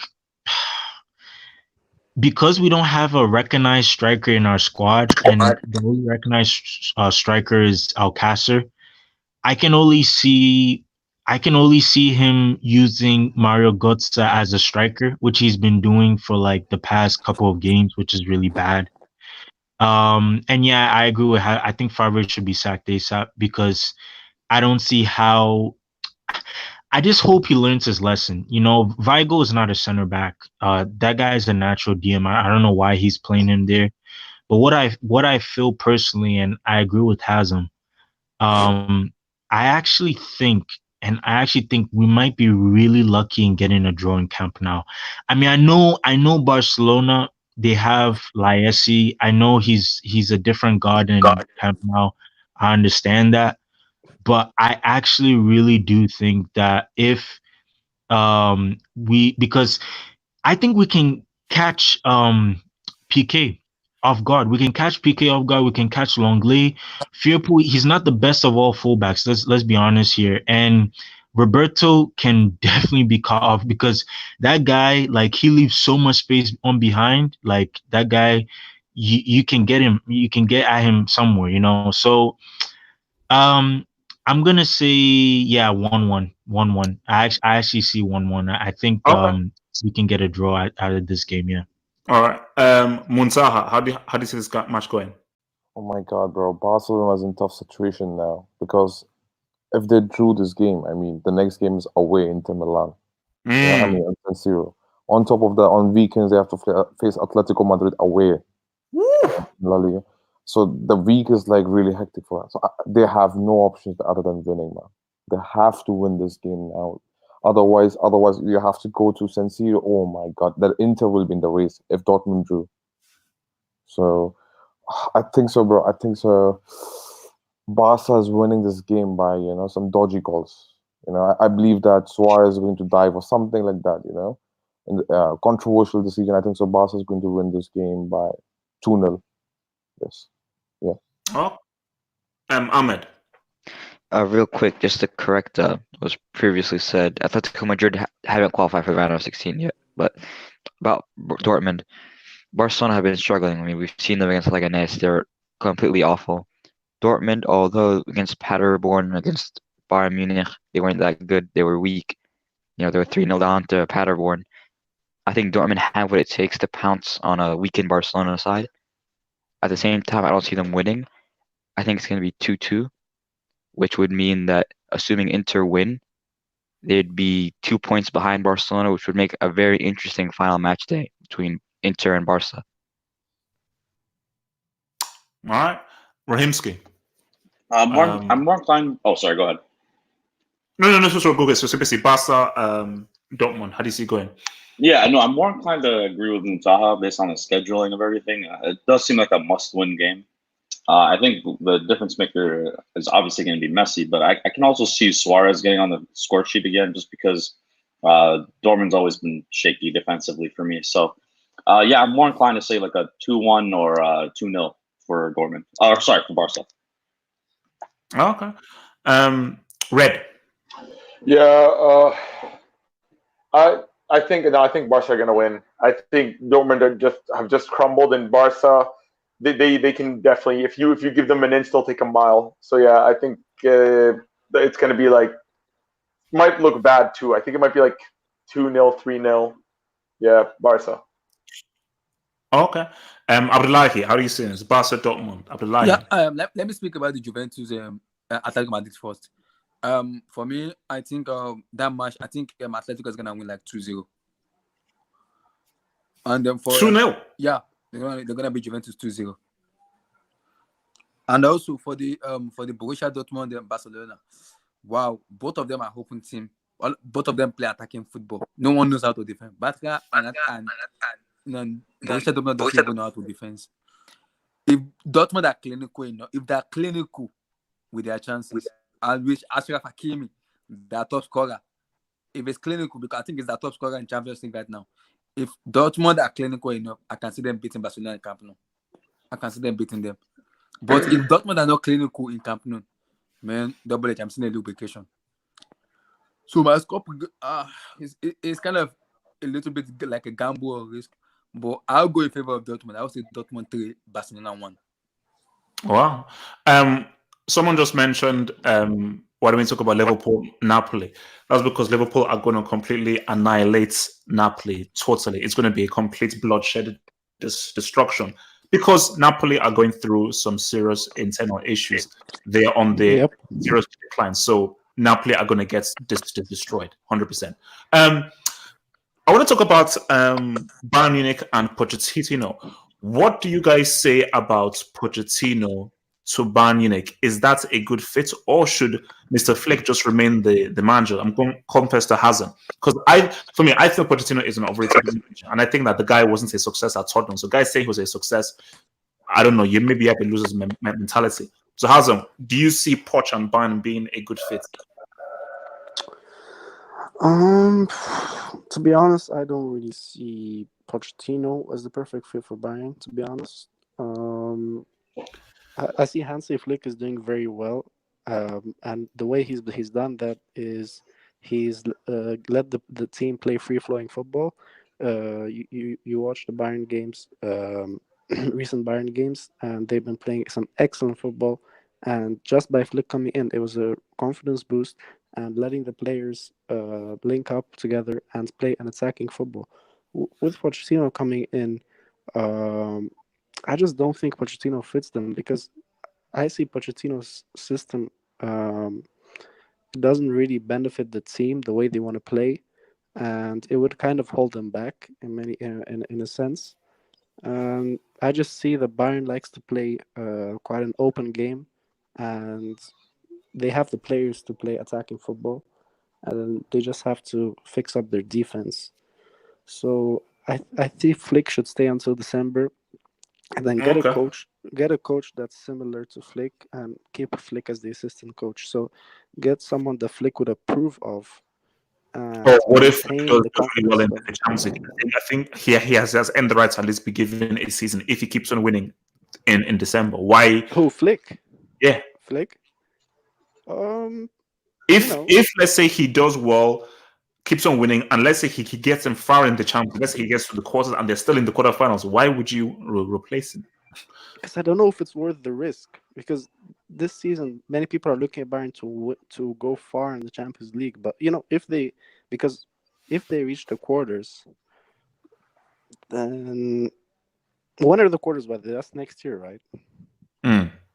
So, but I still think that by December you need to be looking at getting somebody as a main coach, because this happens with coaches, all right? They you can be inexperienced, a transition coach, and you can have initial confidence boost. It doesn't necessarily mean that will last. So Okay. Let's see how it goes. And I still think they need a main coach. But Fred is Okay. doing well. Ahmed, Pochettino and Bayern, is that a good fit or Poch? No. As a good fit, I think, yeah, because I think, with players like Gnabry, and you give Pochettino Lewandowski, Bayern Munich will be lethal. I mean, But he'll he had defend well. you're saying that Lewandowski is more lethal than Kane. Obviously. Well, obviously, he is more lethal than Relax, Kane. chill, I man. mean, Don't make debates. What? I agree with Hazem. Obviously, he is more lethal than Kane. And I mean, at that point, at Tottenham, he just lost the locker room. He just lost the dressing room, and things were just falling apart. And it wasn't just about Harry Kane. Lewandowski, I think, would be different. And in the Bundesliga, that could be a system where he could flourish.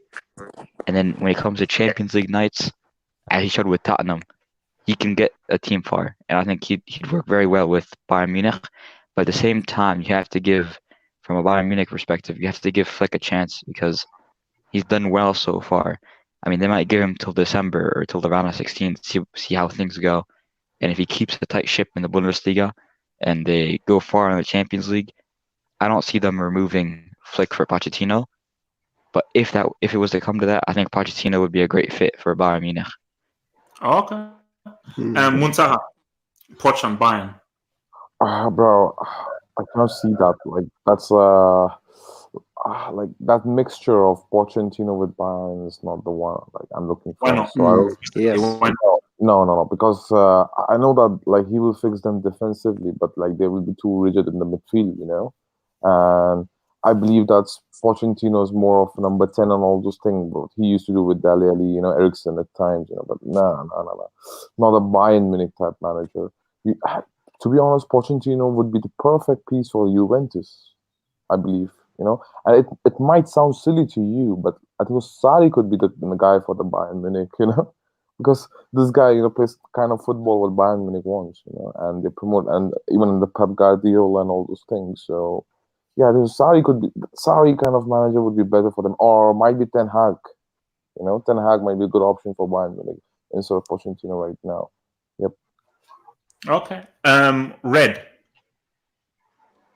No. Yeah, Pochettino, if he's smart, he stays in the Prem and he goes to United. But no, Poch goes to United. That would give him credit. I would give him credit. If he goes to Bayern and they eventually win a Bundesliga like they always do, he gets no credit. No, I'm not gonna rate him at all. If he goes to United and takes them to a league title, that is something different.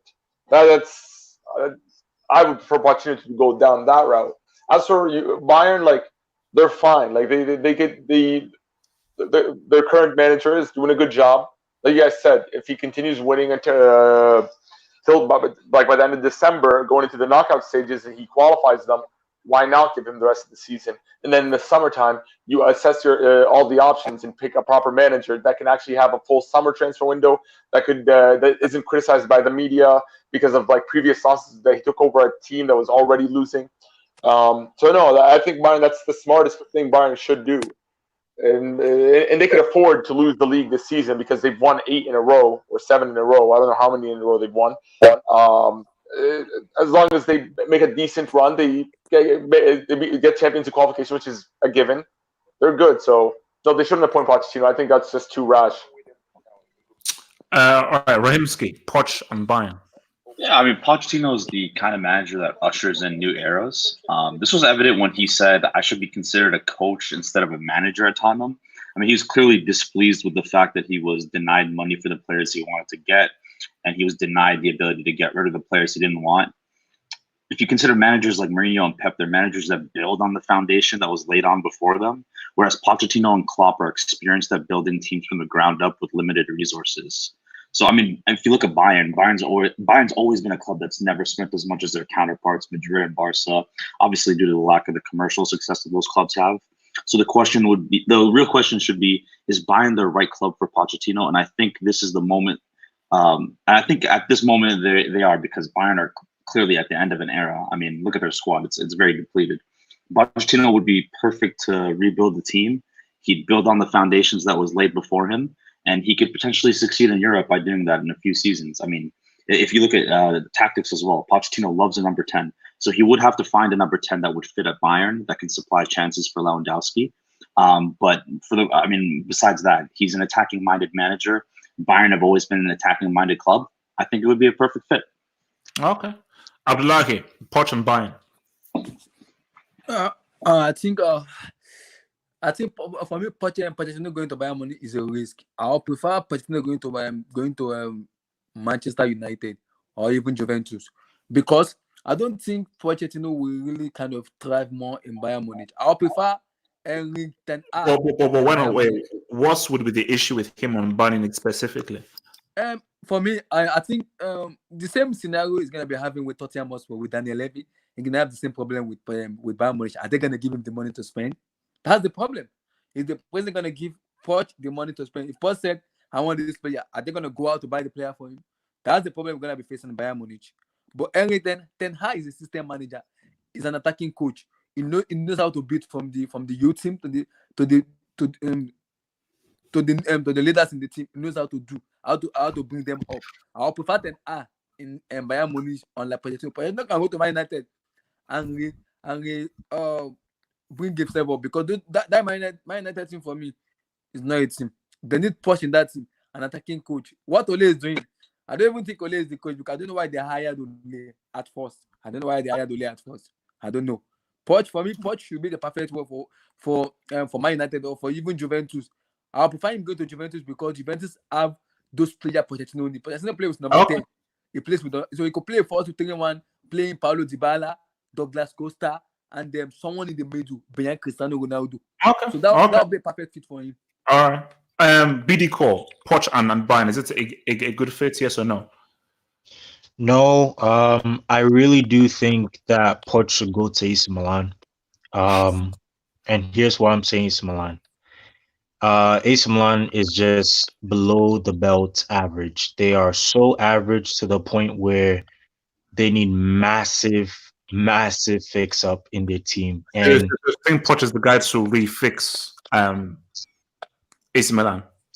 Yeah, because they're in the dirt, bro. Like AC Milan is on the dirt. Like they're in the graveyard. They need to wake up, because based on footballhistory.org, those are the teams that we should be talking about a lot, but we can't talk about them because all these averages that they have in their squad, it's not propelling them to get to the level that we expect them to get to, So I think Poch would be a brilliant idea for a team like AC Milan. I don't think he should go to Bayern, because if he goes to Bayern, I still feel like Poch is a baller in finals. He's never won a finals with Tottenham, so why should he go to Bayern? Neither do I even think he should go to United, because, okay, yes, he'll take United to a final, but he will not win a final for United. That is the difference. So I think a lot of people have to understand, Poch is a great manager for a team such as AC Milan, because these guys are literally in the dirt. Like they need to really, they need to get someone who's going to take them out of the dirt. Okay. That's what I'm saying. Yeah. So let's just keep this super chat straight. This is an interesting one now. From Gatlop. Thank you for the super chat. Zlatan to win the Champions League with Tottenham in 2020. Now, let me just come out and say something. I'll say what you guys view about this. Uncle Mo is not winning a trophy with Tottenham. That is a fact. You can save this tweet, save this video. I will guarantee you, no matter how long Uncle Mo says with Tottenham not winning a trophy, if Mourinho signs Ibrahimovic for Tottenham, first of all, I don't know where he will play, because Kane is the main striker, and Kane and Ibrahimovic cannot play in the same team.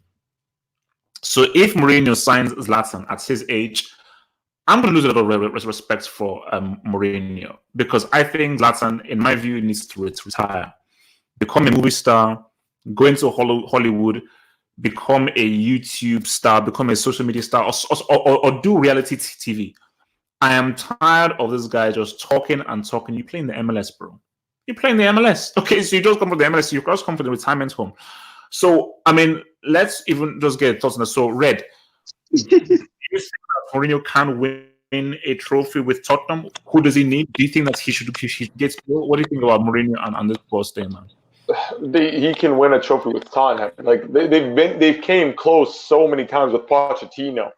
And I think Mourinho could get them over that little slump. Like they're knocking on that door, HH, and they have the right man they're doing it with. Like even today in his first game, I don't think we saw much of his impact just yet. The team, they won pretty convincingly. Yes, they can see those 2 goals, but overall, it was a very positive performance. And they just move forward. So yeah, he definitely could win a trophy, especially the fact that they have the League Cup, the FA Cup. I know they're out of one of them now, but like going forward next year. And again, we talked about this last time. Pep and Klopp aren't going to be there for the next 3 years until 2023. No, I don't think so. At least I think they may just move on. But yeah, so he could definitely win them a title.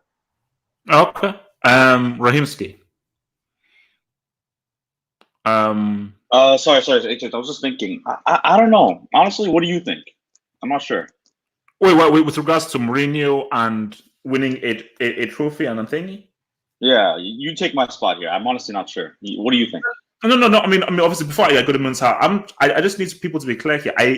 I understand Mourinho's track record. I understand what Mourinho has done, but I think it's a very narrow-minded view to have to think that he's won a trophy with every other team. He'll win a trophy with Tottenham.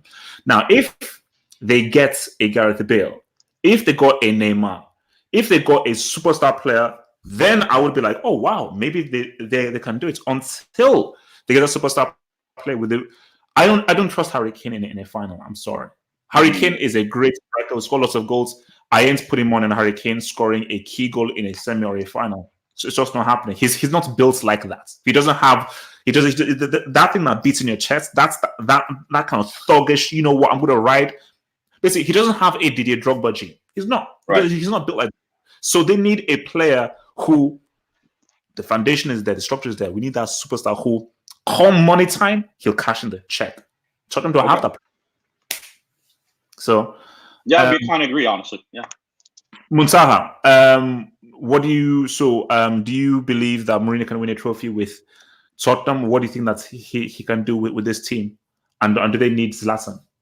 Yeah, bro. I believe that like Mourinho can win some trophies. It's not like it's impossible to win trophies with Spurs for a manager like Mourinho. Come on, I think so. He can do it, but the question is how and when.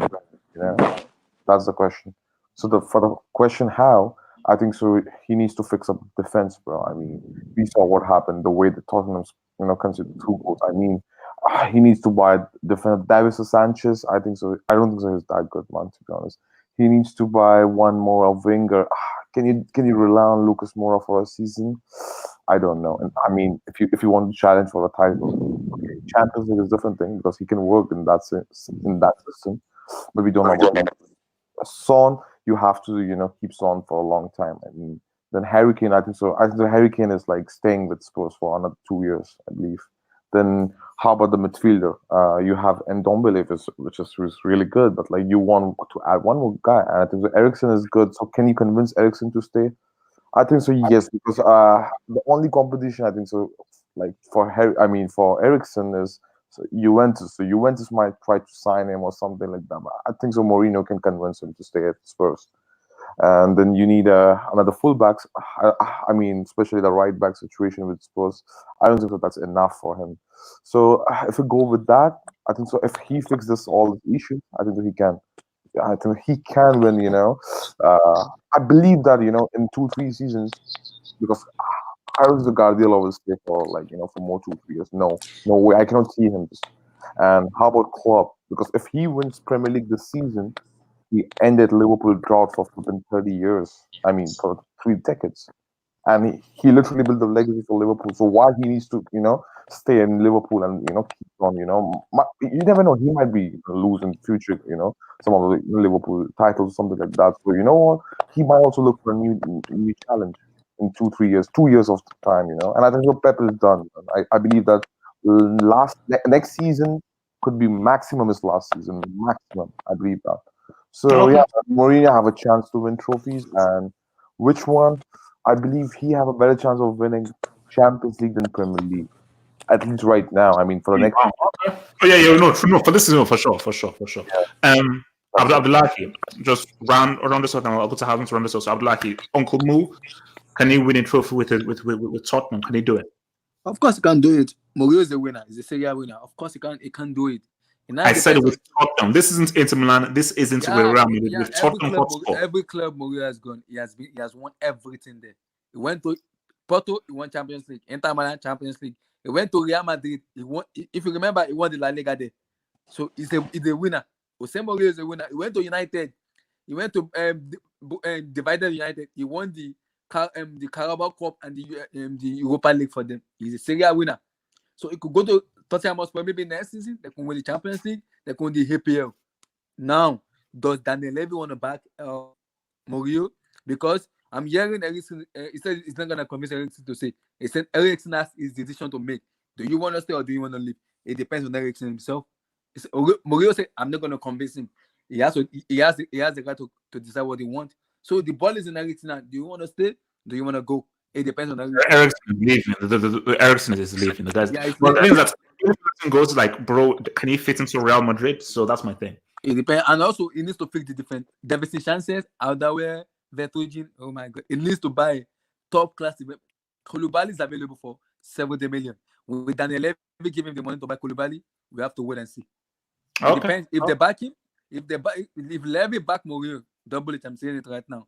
You need to apologize to Nkumu. He's winning the EPL. I'm damn serious. All right. I'm serious. Okay, Hazem, round us off. Nkumu, can he win the trophy? Yes or no? A trophy or the trophy? A trophy. So basically, FA Cup, League Cup, Premier League or Champions League.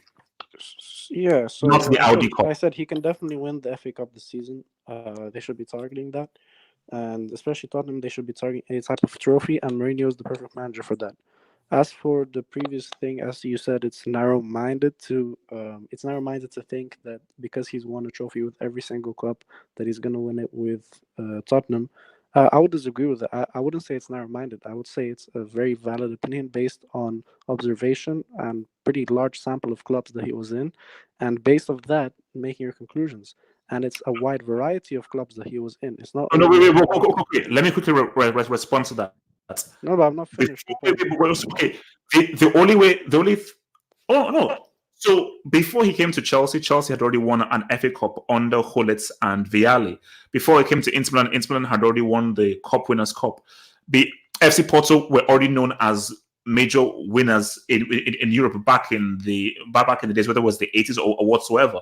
Real Madrid were already winners before then. United already winners before then. Tottenham are the first team who haven't won a major trophy since, my God, I think the Worthington Cup in like 2000 and something.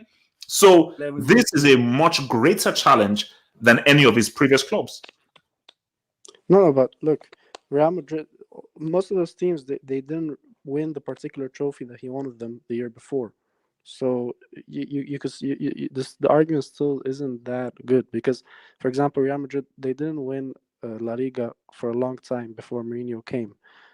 So you could say the same thing. When Chelsea came, Mourinho won Chelsea's first Premier League in their history. So I would say he has dealt with that, and he has dealt with being the first to win a particular trophy or set a milestone for a club. So I would say, based on that observation, it's perfectly logical to conclude that he can do the same thing, and at a much smaller scale, even with an FA Cup in Tottenham. So I wouldn't say it's narrow-minded at all, even with that. All right, guys. That is all here for Heroes Hangout. We will be back on Wednesday to review the Champions League games. So I'll see you guys on Wednesday. Zad, I am praying you better show up. I'm begging you, Zad. It's time to show these people that you are top three and better than both Messi and Neymar. Peace out. Peace. Forza Milan. Peace out, guys.